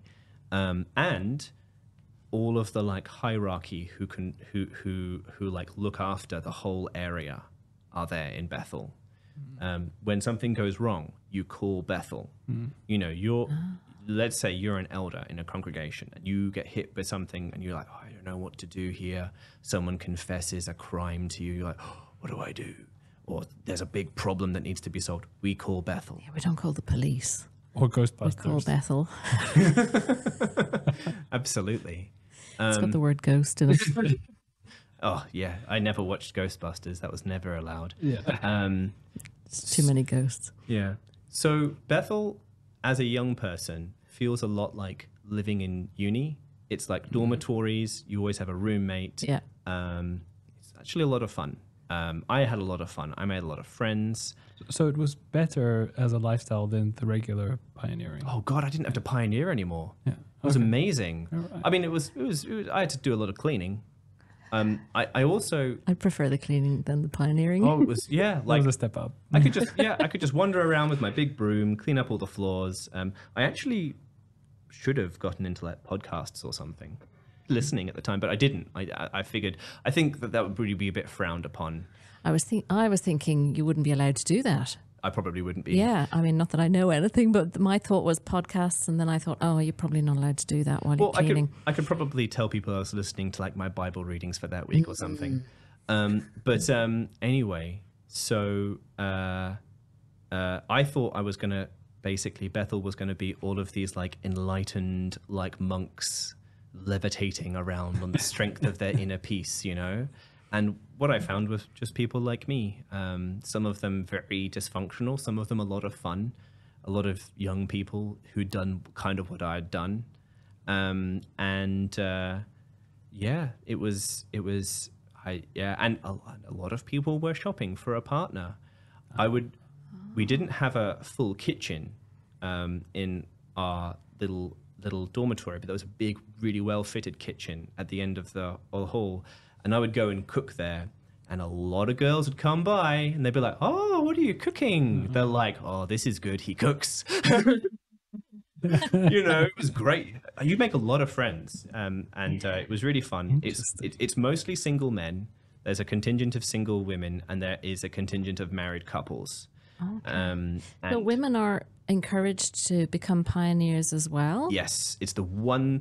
Pioneering, Bethelite, and missionary are like literally the only things you can do as a woman, unless you are the wife of a elder, wife of a ministerial servant. So and how far up can a single woman go then? Oh, not very. Right. Yeah. So, about the best you can do is be a missionary. That like missionaries are kind of like mythical figures, you know, going off to like these crazy far off places. there were like secret missionaries in China who had to like, they came to visit us in Bethel, and I'd just make conversation with them by asking them the same questions I'd always ask everyone. And I'd be like, oh, how's it going?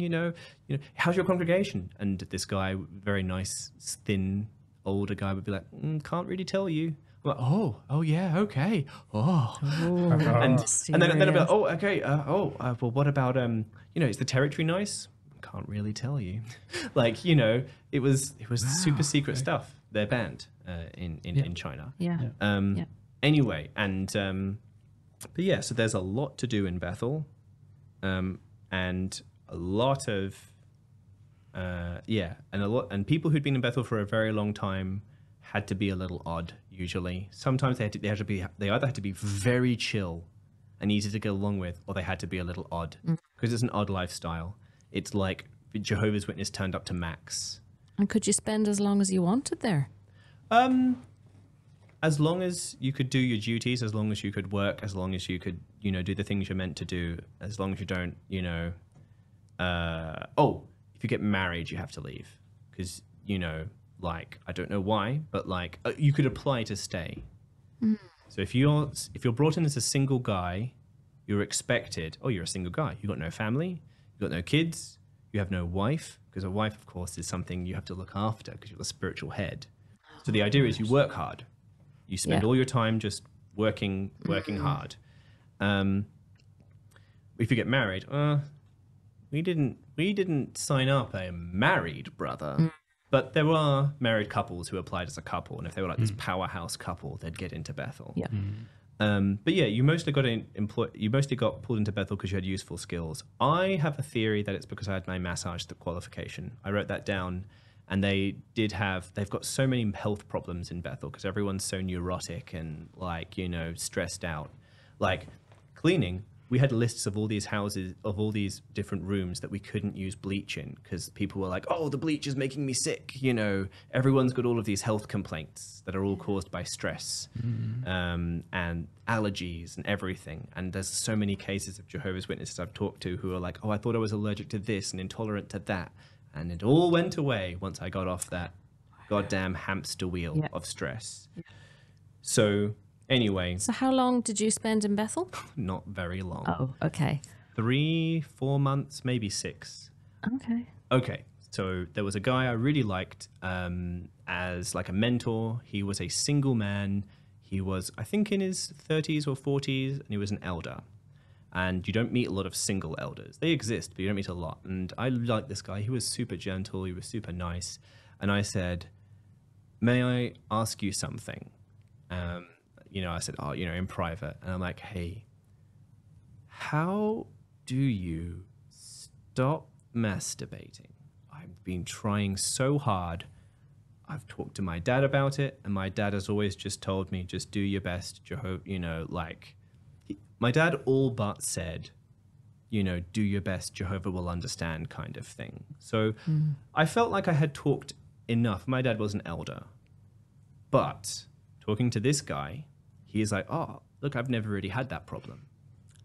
So it's possible he could be lying. It's possible he could have been asexual. He might have had a very low drive. He's never really had the desire. These are things that exist. I'm inclined to believe him. But he was just like, I really do want, to help you. I'm gonna go away. I'm gonna look up for what I can find for you. And I was like, oh, that's wonderful. I feel so good. The next discussion was with 2 elders. So he dubbed on you. Okay. Yep. Oh, he didn't mean to. I'm certain. He was a young elder. He was trying to seek help. He went to an older elder. Right. And this older elder was pissed. He was like, so you didn't disclose this? When you signed up to go to Bethel. Yeah, we wouldn't have let you in if you disclosed that you still had this problem. They wanted to know, they wanted to know about time. They ask you lots of very prying questions. Yeah. Do you look at pornography? Do you what kind of pornography? Men, women? What are they doing? How often do you masturbate? Oh my gosh. What do you think of when you masturbate? lots of really prying and really horrifying questions to have to answer. Gosh. And the time Mormons do the same. When we get to my interview, I'll share very similar stories.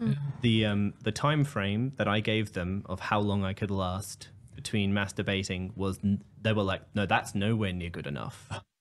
And I'm They like, had benchmarks, abstinence benchmarks. not written ones. So I was like, well, where does it say in any of the literature? And trust me, I've read every article that has ever been written. And Jehovah's Witnesses and all the writings are very like, what's what I'm looking for? Not interested in, like, very like, we don't want to talk about it. Yeah, I mean, there's not going to be an article in the Watchtower, 10 tips to avoid masturbation. Yeah. No, How often you're allowed to do it. no, none of that. None of that. It's Once a all month is okay, but twice. Not okay. Yeah. all left unsaid. So yeah. So then they said, so that was really awful. And they took it all the way to the top, and I even sat down with two of the like leaders, and they were like, well, this is unacceptable. They said, look, we're going to give you the opportunity to leave Bethel voluntarily. And I was like, okay, I'll just do that then. Oh, man. My parents were visiting at the time. This was like the 3-month visit to like see how well I was doing. And it happened round about the same time. My parents, my dad just felt really bad for me. My mum was pissed. She was like, I can't believe they've done this to you. This is unfair, Like, she even said, look, I've had this health scare recently. You can tell everyone about that health scare, and they can make up their own minds while you're coming back to Perth to be with us. So I told everyone, oh yeah, my mum's like, they found this problem. I'm going back to Perth. And I left it unsaid, and everyone assumed my mum had cancer, which she didn't have at that time. Anyway, I went back to Perth, and I had severed all my ties before going to Bethel. I had a big going away party, and here I was 3 or 4 months later, maybe 6, and I was done. I wasn't interested in pioneering. I wasn't interested in anything. And I was doing night shift at the time at Bethel. I was doing night shift security. So I was trying to get back onto, I was awake all night because I couldn't sleep. And I was just pacing the halls and going down to the library and reading. And my brain was just eating itself alive. And I just spent all my time trying to watch TV and like, I can't think. This is awful. This is like, I cannot. And every so often, in a moment of clarity, I'd be like, you could use this as a way to leave. You could just, you've done everything you can. I would oscillate between rage at God and then oscillate back. I should also say something that's a bit unspoken. Throughout this whole thing, I've slowly been losing my faith. Yeah. And again, what I was saying, the next rock, there will be the faith that will help everything slot into place. More and more things aren't making sense to me, but I'm just working harder. So there were days at Bethel where on some days I'd be like, I believe it today. God's real. And then there were some days I'm like, oh, no, it can't be. It doesn't make any sense. And for me, the progression was, okay, not everyone in my religion is correct. I'd seen enough dodgy public talks, how I was mentioning before, someone just gets off on their own weird little tangent with their own weird idea, and we'd all quietly at the end go, that brother went a bit off script, didn't he, into his own little personal little thing. Oh, well, so it's an interesting little gateway into not everything on the talk is necessarily true. Some old fuddy-duddy guy who just decided, something weird. So then there was that, not everyone. Then it's, I'm pretty sure my religion has got a lot of things wrong, but the Bible has got to be true, and so is God. And then eventually, I'm pretty sure the Bible's got things wrong. And then after that, it was like, but God's still, but God's still real. Then after that, I don't know if God's real. And then that I kind of identified with Christian atheism, like the idea that like, I'm an atheist, but one who believes that I should still follow Christianity because it's the best way of life. Kind of like a Buddhist, you know, like Buddhists who don't necessarily believe that Buddha was born in the petals of the lotus leaf, but that just Buddhism is a good philosophy to follow. So yeah, but on any given day, I get a different answer when I queried my brain. So I return, and a lot of people are asking, and most people can sense that I had a bit of a rough time. This is fairly common because Bethel is very strange, and a lot of people don't jive with how restrictive and militaristic almost everything is. Like, you know, you've got to make your bed in the morning, hospital corners. It's very kind of rigid. And some people just don't jive with that. So in the end, I decided, you know what? I've done my time. I'm going to find a nice girl, settle down, and having a family, which is what my parents have done, will be what makes it all work. So at this point, I'm entertaining the idea of leaving, but I keep coming back to, how can I leave? I will lose my family. My family are so important to me, so central to me. And I just go backwards and forwards on it. And I write out lists. And for the first time in meetings, I stop listening entirely. I stop taking notes. Oh, that's the other thing. I have nothing to do anymore. Oh, yeah. I've lost all my privileges. I have to to sit in the Kingdom Hall and listen. I have nothing to take my mind off of. Just the same stuff. And I've heard all this before. And so I just start, you know, writing a lot of just angsty poetry instead, trying to figure out my brain, trying to figure out, what do I believe? And suddenly watching these talks, I'm just like filled with anger and rage, and like, this guy is talking, he's making jokes about how people are going to die at Armageddon. This is disgusting. He thinks it's funny, you know? And then I get given a talk, a little one that I'm permitted to do, and it's basically a talk on who will survive Armageddon. And I answered it in a way that I thought made sense. I prepared the talk, I gave it, people came up afterwards and said it was a lovely talk, it was one of the loveliest talks they ever heard, because I basically looked up all these scriptures in the Bible to be like, you know what, only God knows. We don't need to worry about it, but we know God is just, so no one will unjustly die at Armageddon. And that's the answer. And that is the answer I would give if I was knocking on your door and you asked me the same question. And then afterwards, the elder came up and said, you went way off script. Look at the script you were meant to do. And I looked at it, and it very clearly states that only Jehovah's chosen people will survive Armageddon. There's no guarantee. Maybe some people will make it in, but the only way to guarantee is for Jehovah's chosen people. And I'm even meant to make a big point of how children aren't safe unless they get baptized and really serve Jehovah. Yeah. And, you know, I don't explicitly state anything, but it's much more fire and brimstone. And I'm like, I wouldn't say this on the doors. You wouldn't say this on the doors. Why do we have a different answer for the Kingdom Hall and a different answer for the doors? And it was that moment where I'm like, this is the answer that my parents gave me. This is the answer that I've always believed. This is not the same. It's not the same God that this guy has. Not the same God that the script says. So that was a big wake-up call. And there was, at that point, I started doing a lot of reading, and I gave myself a lot of permission. I worked, I didn't pioneer, and I kind of took it easy. I took a lot of time for me, and I had room to think.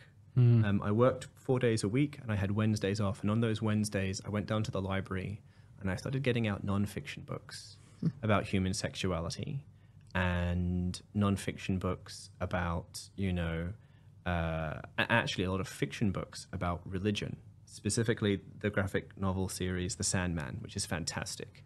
If you ever want to watch the Netflix series, it's very good. I've heard of it. It's got a lot of stuff about the importance of stories and how they are beautiful and powerful, and true, even though none of it happened. And I'm like, oh, that's a good way of thinking about it. So I had this big kind of time where I spent a lot of time working on myself, and there was a girl I liked, didn't work out, which is fine. Nothing eventuated. Didn't even failed to even begin, and that was a big like, oh wow, I've kind of tried a lot of things now. And then I got a job at a library, which I was really, really happy about because my previous job was like a bricklayer, a labourer. So I got this job at a library based on some previous work I'd done in a library, and they just needed someone to fill someone's maternity leave. And then I moved away to be closer to the job, and my parents were like, this is good. You've done your time. You're settling into a job. This is a job now that will set you up, you've moved away out of home. You're being self-sufficient. This is good. And when I moved out, I realized I no longer wanted to be a Jehovah's Witness. I'd been in that job for a while, commuting from my parents' home, and I was spending all this time with my work mates who are lovely, really cool people, all of them atheists, all of them really into like Richard Dawkins and Christopher Hitchens, but also really compassionate. Like they'd say things like, oh, Dawkins an asshole, he's so rude, and I'm like, yeah. And then they gave me this wonderful, like, safe environment, because I did the thing I was supposed to do. I announced to everyone at a certain time when it was appropriate, oh, I'm a Jehovah's Witness. There are certain things I'm not going to be able to do. Yeah. And they were like, that's fine. Oh. And then they took me out and we'd go and see shows and I'd talk to them, and they were really compassionate and really into science. And there was one girl in particular, she was massively into marine biology, and she had this picture of this very weird fish on her wall. And I'm like, that is the weirdest looking fish. She says, oh, it's incredible. And I think it's called a megamouth. It's a very old prehistoric fish that's sort of still exists, lives in like the bottom of like the deep, deep, dark abyssal seas, right? My dad had always given a talk about how, evolution can't be real. We were all created because of the eye. I don't know if you've heard of this one. The Mormons have an identical talk. Everyone steals each other's analogies. So you have the eye. Half an eye is not useful. No. You need everything. And she said the words to me, it doesn't even have full eyes. It has light receptors. Yeah. And I was like, that's how eyes evolved, right? From primitive light sensors. And I was just like, shit. And at this point, I was just like, oh, the body of knowledge I've been given is just not actually like, it's not actually full. It's not true. It's just another like nail in the coffin. And the other thing as well was these people were lovely. And I'm like, and they were starting families. Some of them, they had kids, and went and spent time with them. And I'm like, these people are just like me. A bunch of them were gay or bi or trans. And I'm like, there's nothing wrong with these people. I was taught these people were, evil, and, they'd turn on me, and, and there's nothing wrong with them. They are just like me. They just want to live a life like me. They want to have good friends and a family, and, go out for coffees and have fun. And anyway, so that was the final nail in the coffin. And I was really set after that. And I did a lot of research into atheism specifically. Do you mind me asking how old you were when you kind of left? 22 or 3, I reckon. So, fairly old. I was going to say quite young. I was going to say young too. Yeah. I mean, because I know people in the Mormon communities that I follow that they come out in their 60s. Yeah. And they have a lot of regret. Like, Yep. I've lost my entire life to this thing. Yep. And I think if you come out in your 20s or early 20s, like you still have a lot of life left to live. Yeah. So yeah, Absolutely. come out young. So,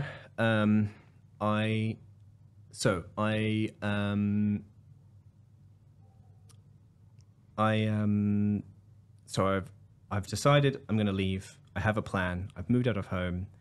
I am preparing for my family to shun me. I do not know how to extricate myself from the situation in a way that will be the best way, but I decide that I have no ill will towards the religion, which is not strictly true, but it was a bit truer back then.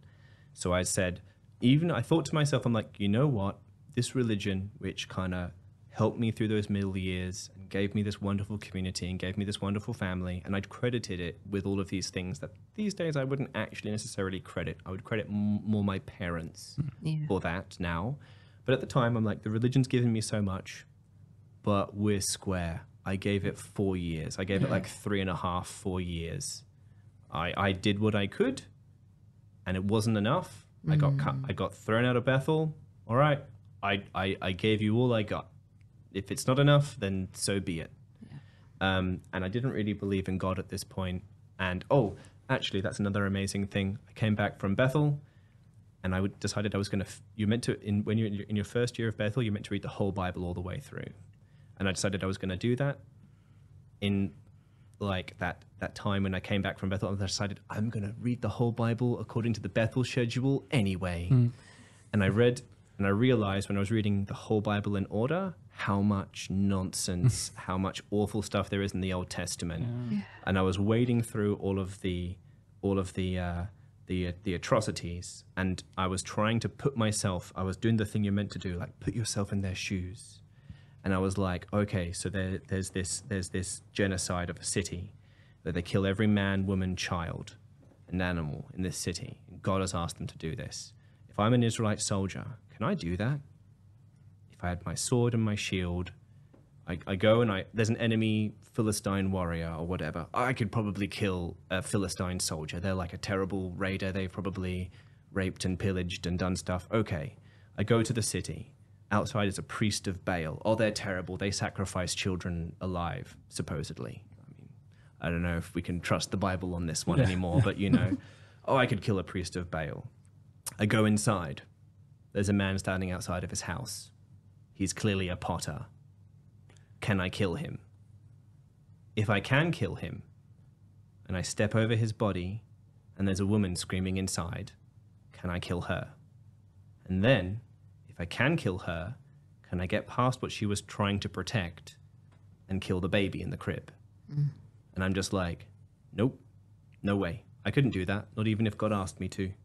So I was like, okay, well, that's a big problem because the Israelites had to do that. Yeah. And then I found this part of the Bible that talked about slaves.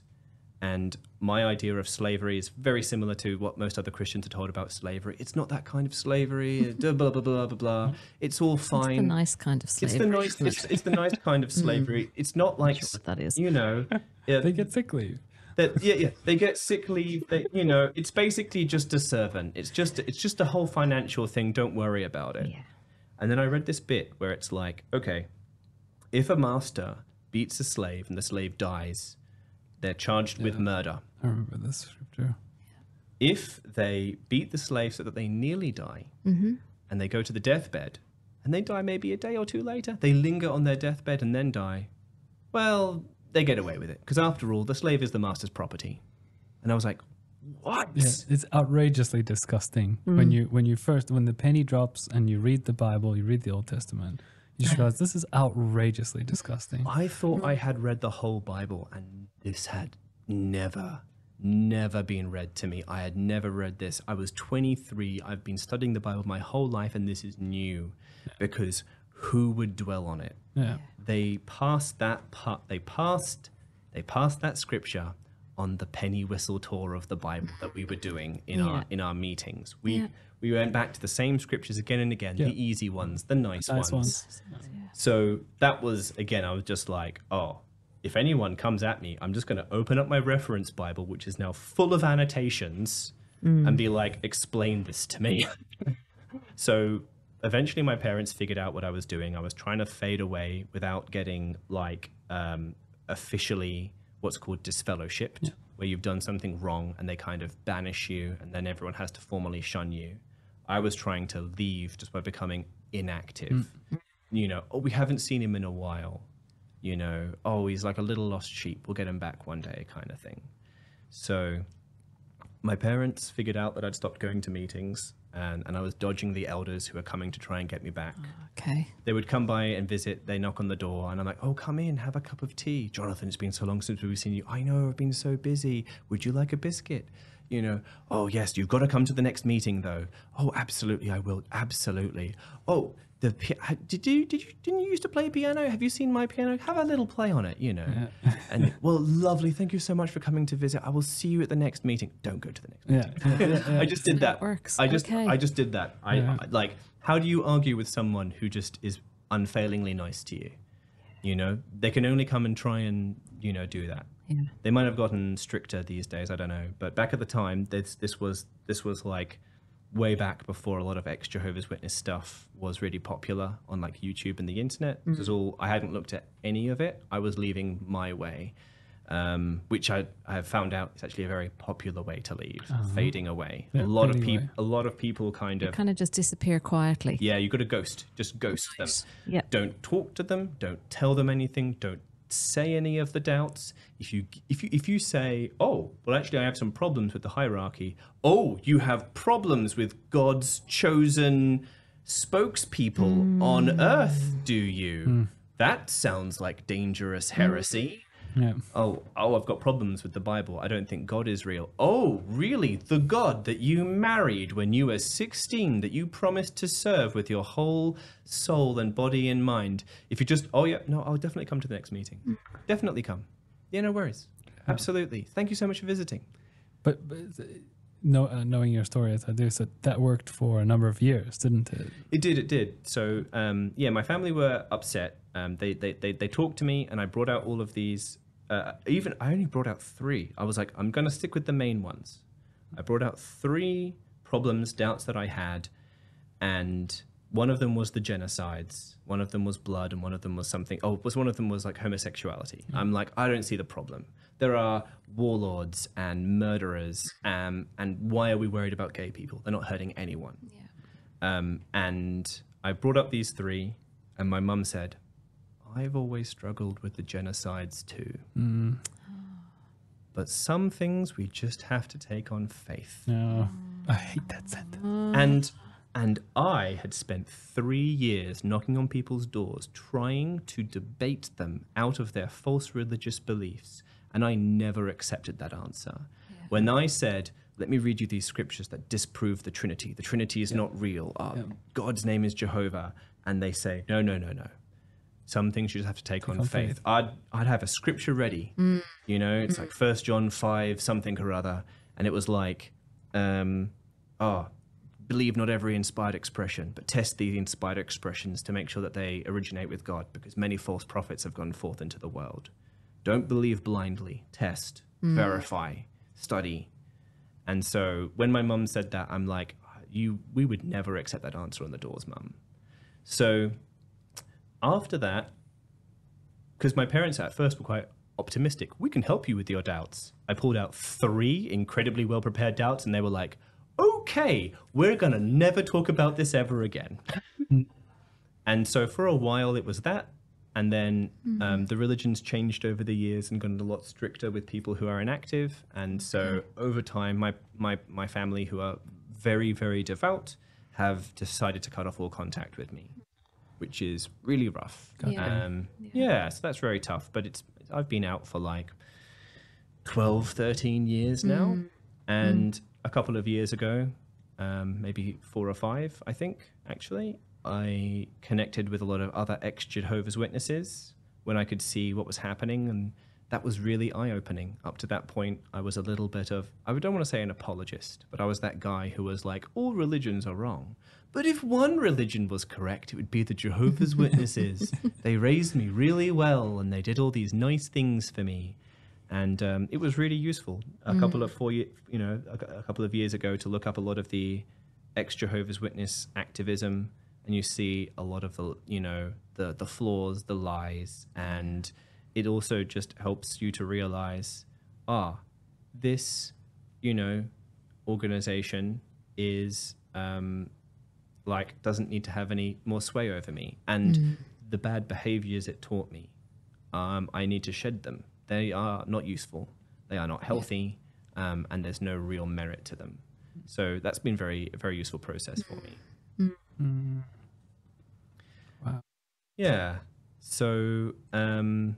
So that was, you said, about 4 or 5 years ago? Yep. And what's it been like then for the past few years of sort of not, being very definitely being not a Jehovah's Witness, and at the same time losing that contact with your family? What's that? Where are you at now? That's really rough. I think my parents sort of towards maybe, I think it's been 2 years now since they cut off contact completely. It was very painful leading up to that, because they made it it was like what we refer to as soft shunning. Okay. So I had to quit Instagram because I'd open up Instagram and there would be like a picture of a family picnic, hashtag Durnford family picnic. Everyone's there, but not me, and not my wife Kim. So that was really rough to be excluded and made to feel so unwelcome for so long. But then at a certain point, I said, maybe we should talk this out, because I had always I'd played it really good. I'd been very, very, 10 years. I'd played it. I'd never said a bad word. I'd always been very supportive. I'd always taken everything on the chin, even when it really hurt. And then I was like, you know what? Maybe we should talk this out, because I have some issues and I think that this is wrong. And I think that if you were honest, you would realize it was wrong. I was watching a lot of ex-Jehovah's Witness content, and there was a bunch of things the religion was changing that I thought was changing for the worse.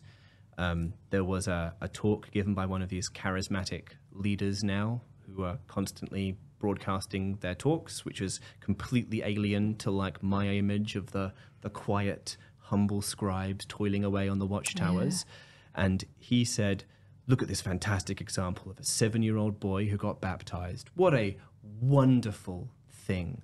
And I'm like, that's not wonderful. No. That boy can get disfellowshipped now. Oh. He's 7. Yeah. If he gets disfellowshipped, his family will have to shun him and not talk to him. Oh. Yeah. And he's 7. Yeah. And I said this to my mum, and she had no good answer for it. And it just goes to show that winning an argument doesn't necessarily get you anywhere, because it just really upset them, because they had no good answer. I think they felt very embarrassed in front of Kim as well. My dad tried to retreat back to the gentle God, the gentle God that who loved everyone. And my dad said, what Jehovah's Witnesses want is a beautiful paradise. That's all we really want. And Kim, who had been interested in this stuff and asked me a lot of questions, said, how many people die before that paradise, though, in Armageddon?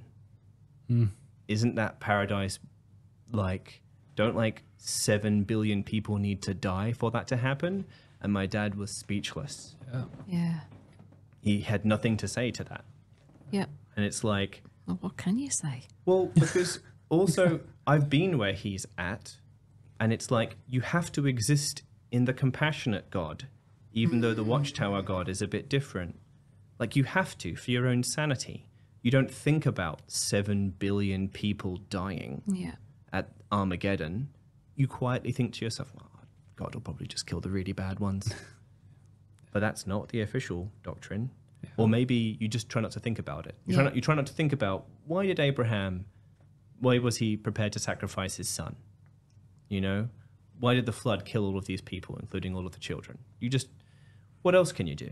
Like, you know, it's just easier not to think about, I think. Yeah. And I think for a lot of people, and I don't know if this was similar for the Jehovah's Witnesses, but in my, I was Pentecostal, fundamental Christian, there was this kind of sort of notion that, well, we're only human. We don't really see the whole picture. We don't understand the beginning to the end, and God sees it all. And so we have to trust that God knows exactly what he's doing. And that's like you could just get out of everything with that answer. Yeah. Absolutely. God works in mysterious ways. It's that really, just kind of put slightly differently, yeah. Yeah. A thought terminating cliche. Yeah. So Jonathan, so I have the timeline right. So you have this meeting with your parents that was really confronting. It's your final sort of attempt at a conversation. Yep. You said this is over 2 years ago, right? Yeah, this is about 2 or 3 years ago. Sort of. Yeah. And I think after that, they tried to go back to the way it was before. Like the soft churning approach. Yep. Yeah. And then out of nowhere, they just sent me a text saying, you clearly have no respect for us. We are going, we'd like you to stop contacting us. Right. And so, I have that text, and I responded saying, they said something like, from our last conversation. And I said, hey, I know that conversation was really unpleasant, and I didn't mean it to be. And I am sorry. And I actually wish I could undo it. But we had conversations after that. Mm-hmm.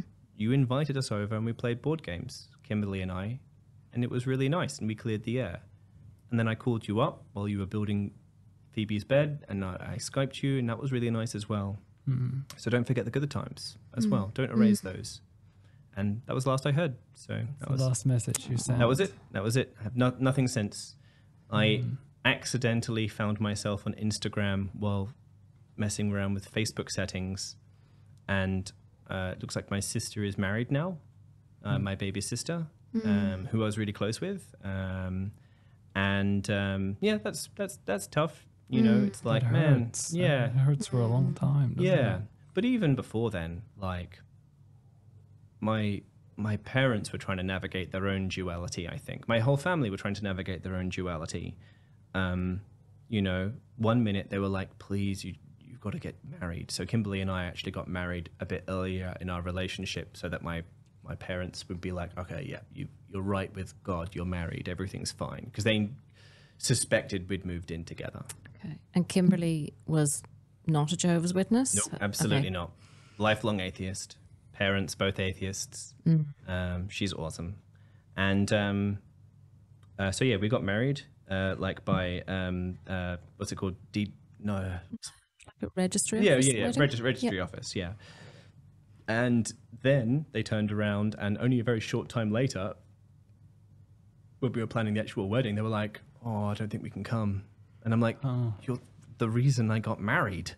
Yeah. Like, why not? And I was just so heartbroken that they kind of turned around and they said, oh, no, we can come. But one of my sisters didn't come. She was just like, nah.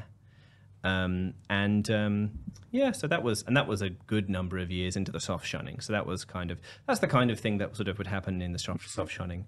And it's just like Jonathan was with his Warhammer 40K figurines and his fantasy novels and his video games. Sometimes they're like, oh, we'll go and see him. It'll be fine. And then they're feeling rough and they're like, why are we feeling bad? It's because we went to see our unbelieving son, Jonathan. Nice. I'm like the chocolate cake that you shouldn't eat when you're trying to lose weight. I'm bad for you. Oh, in a way, a reflection of the God that they believe in. Sometimes compassionate, and at other times very judgmental. Yes, absolutely. So, it's to this day, I love all my family. I miss them. And all of my Jehovah's Witness friends as well, who, either I cut ties with because I knew I would cause problems for them, or else they cut ties with me for obvious reasons, which is what I expected. I miss them too. Yeah. And I've met up with some of them after they've left as well. Jehovah's Witnesses have a very high exit rate of their children. A lot of children leave. Right. It's such a the numbers are They're bleeding. they're really they're like hemorrhaging their young people. Yeah. Like something like only half. If the smart ones don't get baptized. Once they figure it out early enough, they don't get baptized, and then they're just like the one kid whom it didn't really take with. And those kids were around all the time. You go over to the barbecues, and there'd always be like the one teenager with tattoos and piercings who never got baptized, and we're trying to and we'd be like, love bomb this person. We have to pull them in, you know. They've, it's never really taken with them. That's what the smart ones do. So that's, I think, what happens with a lot of them. But what happens with I think the number one reason people get disfellowshipped is sleeping with someone they shouldn't. Yeah. Either sleeping with someone they're not married to. Actually, I'll say that instead. So either two unmarried people sleeping with each other. My dad's twin brother, when they moved out in their late teens, they were living together, and he left to spend time with a girl and didn't come back till morning the next day. And my dad says, "You have to go to the elders." And he goes, No, I don't. I did nothing. We just talked the whole time. It was fine. Don't worry about it. And Dad says, "You have to go to the elders or I will." And he says, No. We're not going to do that. I just talked. Don't worry about it. And so my dad went to the elders. He told his brother, and his brother got disfellowshipped. And his brother sent him letters for I don't know how long, and my dad threw them away, never opened one.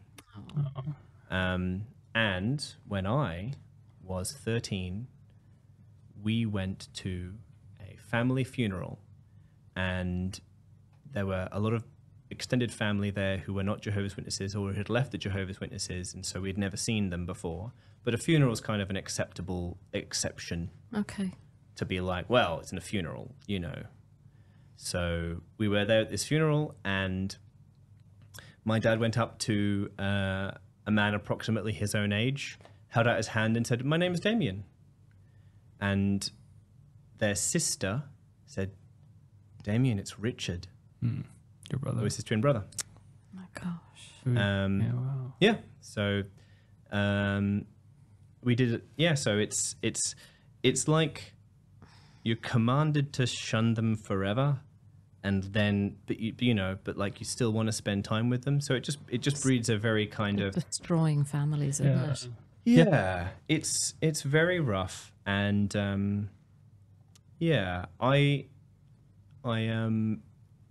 I don't. So these days, I basically have not a very high opinion of most religion. I tend to. I think it's useful to think of religion as useful for some people, especially if it's really mellowed out. It's not it's a religion that doesn't really affect people's lives very much. I think that's a perfectly reasonable thing. A lot of people are Anglican or, something else where it's just I go to church once a year and that's about it. And it's oh, that seems fine. It doesn't really, the religion is serving you, you are not serving it. But in general, I don't see any truth in it, and I don't see anything really healthy in it. Everything good in religion is generally something that exists outside of religion, in my opinion. Religion pretends it has the love of your parents and the wisdom of your grandma, when really it just pretends it has that, you know? Yeah. My grandma was a wise woman who taught me many things, and she would have done that whether she was religious or not. Whether she was Anglican, she would not. And she was also a very flawed woman, I will say, And my parents loved me deeply, and they would have done that if they were atheists or Jehovah's Witnesses. And in fact, I think they might have even loved me with a more healthy approach. Yeah. But I don't hold anything against them. Love them to bits. And I don't know, maybe one day I'll see them again. We'll see. A lot can happen in however many years. And I hold out some hope that even maybe the religion might mellow. They've tightened recently, but I hope that in future they will change tack and be like, let's loosen the restrictions a little bit, let people a little bit more freedom, and maybe we'll hold on to more people that way. Because at this point, I think their numbers are in quite a decline. But yeah, I'm in a really good place now. I have a wonderful group of friends, and every so often, this is maybe terrible, but like there's this bit in the Bible where someone says to Jesus, "Your mother and your brothers are here," and he says, something like, he points at like his disciples or his, gathered people, and he goes, "Look, my mother and my brothers." Oh, yeah. Yeah, I don't know. Sometimes I think about that ironically. Like my friends and my family now, and they've really looked after me, and I'm very blessed to have them, and I'm very blessed to have Kim. She's been fantastic. We've been together since all of this began. I've met her very quickly after leaving the religion. She's just wonderful, and I love that I now live my life unsubmerged. I get to be authentic to myself and not like submerged under that like religious personality that's kind of you're supposed to adopt. And I love that I have like the freedom to like find the truth, and having an honest view of the universe is a lot more meaningful to me than struggling with these like fake Christian ideas that ultimately didn't really help me very much, what good is right and wrong when it's like paved in like the death of like cities and people in the future and such. Whereas now I understand the world as like, complicated and made by people. And it all makes a lot of sense when you realize that we evolved out of this universe of rocks and physics, and we're making it up and doing our best. We have invented justice and love and empathy and podcasts and and coffee on Saturday mornings and dog play dates and beautiful things. And humans are maddening, but we're also doing our best. And it makes a lot of sense, understanding the world in that context. And as you were talking there, I was thinking back to what you were saying earlier about this war that was sort of in your mind, and what's coming across there is that there's no longer a war in your mind. That really difficult conversation where I was like, oh, I've got to try this with my parents. That really turbulent conversation where we had that sort of argument that led to them hard shunning me.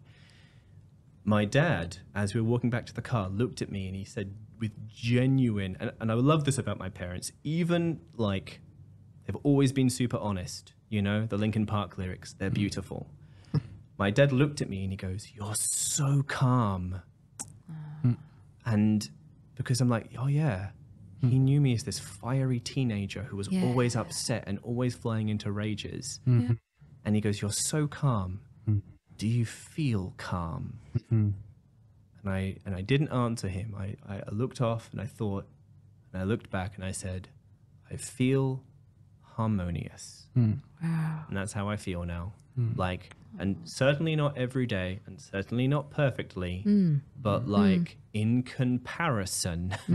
On balance. Yeah, right? Like, man, like now I can do my best to like live a consistent life. No more war. Not in my head. And that's wonderful. And every so often, even though it's been so many years, I wake up on a Saturday morning and I'm like, I've got to get ready for ministry. Wait. Wait. No, I don't. Oh, that's a good feeling. Best feeling. I'm going to roll over and go back to bed. Oh, yeah. And then I'm going to go out for coffee. It's going to be amazing. And it's so lovely. And I get busy, but like, man, I'm just like, man, at least I'm busy now with the things that matter to me and things that are real. Yes. Yeah, and things that you're choosing for your own life. Yeah. Absolutely. Oh, thank you, Jonathan. It's such a privilege to just sit here and just listen to your story and just absorb all of that. I've heard snippets of it before, but I haven't heard it like that before. So thank you. Thank you for your vulnerability. It's been a real privilege. Thank you very much. It feels very cathartic to tell it all in order. I don't think I've done that before. Not the whole thing. Yeah. I can't quite believe how much time has passed. I haven't even looked at the time. Well, this is why I was sharing before we started getting on air that these kinds of stories can tend to go on for a while. Yeah. Because there's just a lot in there. No, I must echo your sentiment, Sally-Ann. It's such a privilege to hear your story. And it's a privilege to be one of your new family members. Absolutely. And can I take this moment to sort of in no uncertain terms denounce just how awful shunning as a policy is? Like, there's a lot that you can say that's shitty about the Jehovah's Witness religion, but of all of that, shunning has to be one of the worst things. Because many other religions have a lot of shitty things, but when people shun, it's not based on doctrine or policy. It's just their personal whatever. But you can't, like, in the Jehovah's Witness faith, it is codified in the religion. And it does so much psychological damage to so many people who experience so much shame at the hands of the silence of their family members. And one thing I didn't hear you express a lot of is anger. Occasionally you mentioned, there's moments of rage, but, I think at least on your behalf, I feel some anger. I feel a lot of anger towards what happened to you and how you were treated by the religion. I think it's totally unfair. Yeah. And all of us are deserving of loving and belonging and being understood and reached out to compassionately from our family members. And I just think it's awful what's happened to you now.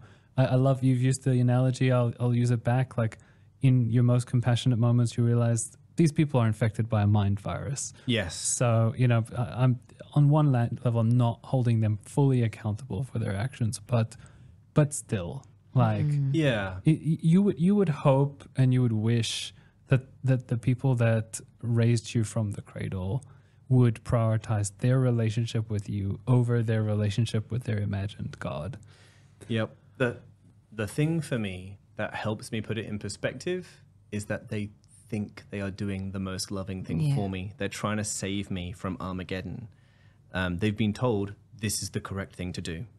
This is the loving thing to do. In fact, if they didn't shun me, they're showing that they don't care that I will die at Armageddon, which is an awful way to have your love for your child hijacked by a religion. Yes, it's abusive. It is, it's awful. Really toxic. And so I do get frustrated and I do get angry, but I also am like, I remember being there and I do not envy them.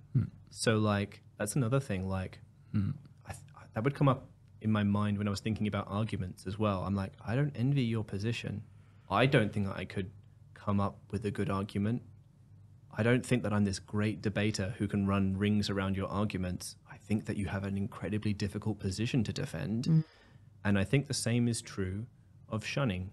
I know that it's killing them. Like, it's killing them. And they hate it. And they are doing it because they have to. They're supposed to. Not only for them, but also for me.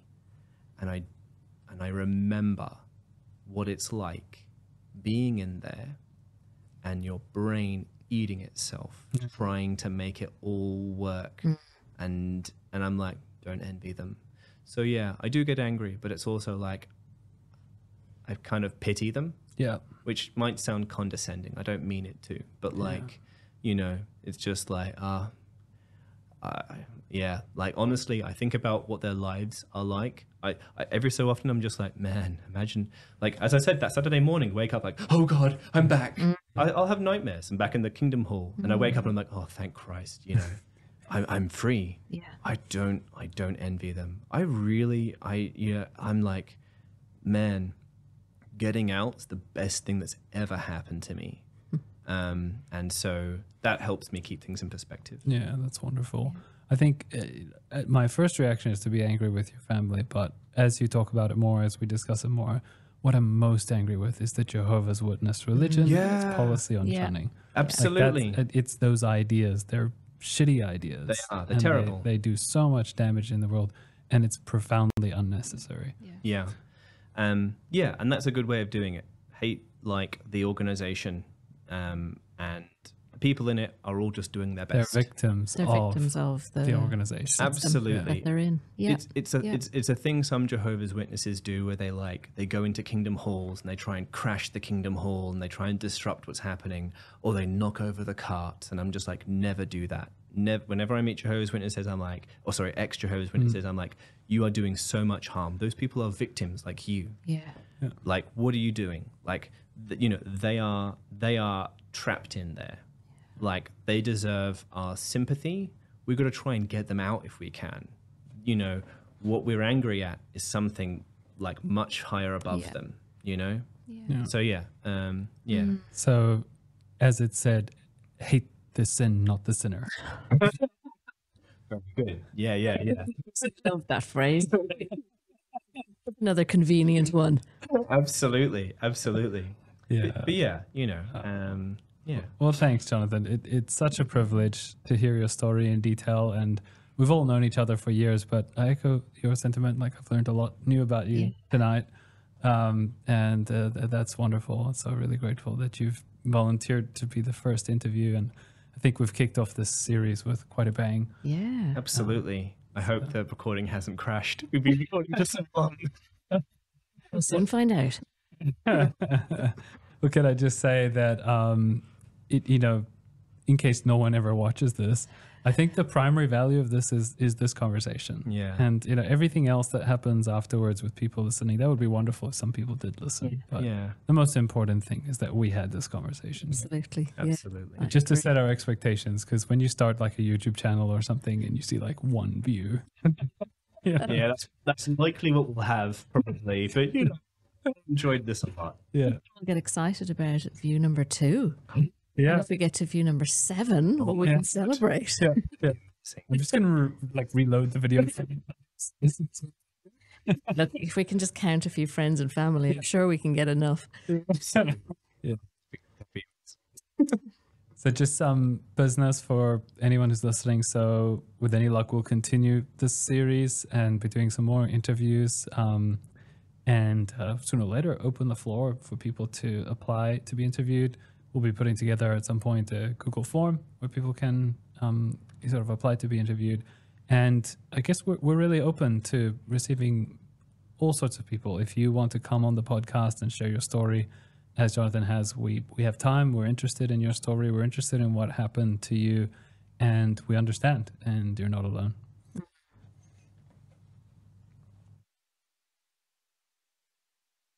See you next time. Thanks for joining us today for RfR Stories Australia. We hope you enjoyed the program. We'd like to let you know about a number of resources that Recovering from Religion has to support you through your journey. On our website, recoveringfromreligion.org, you'll find 1.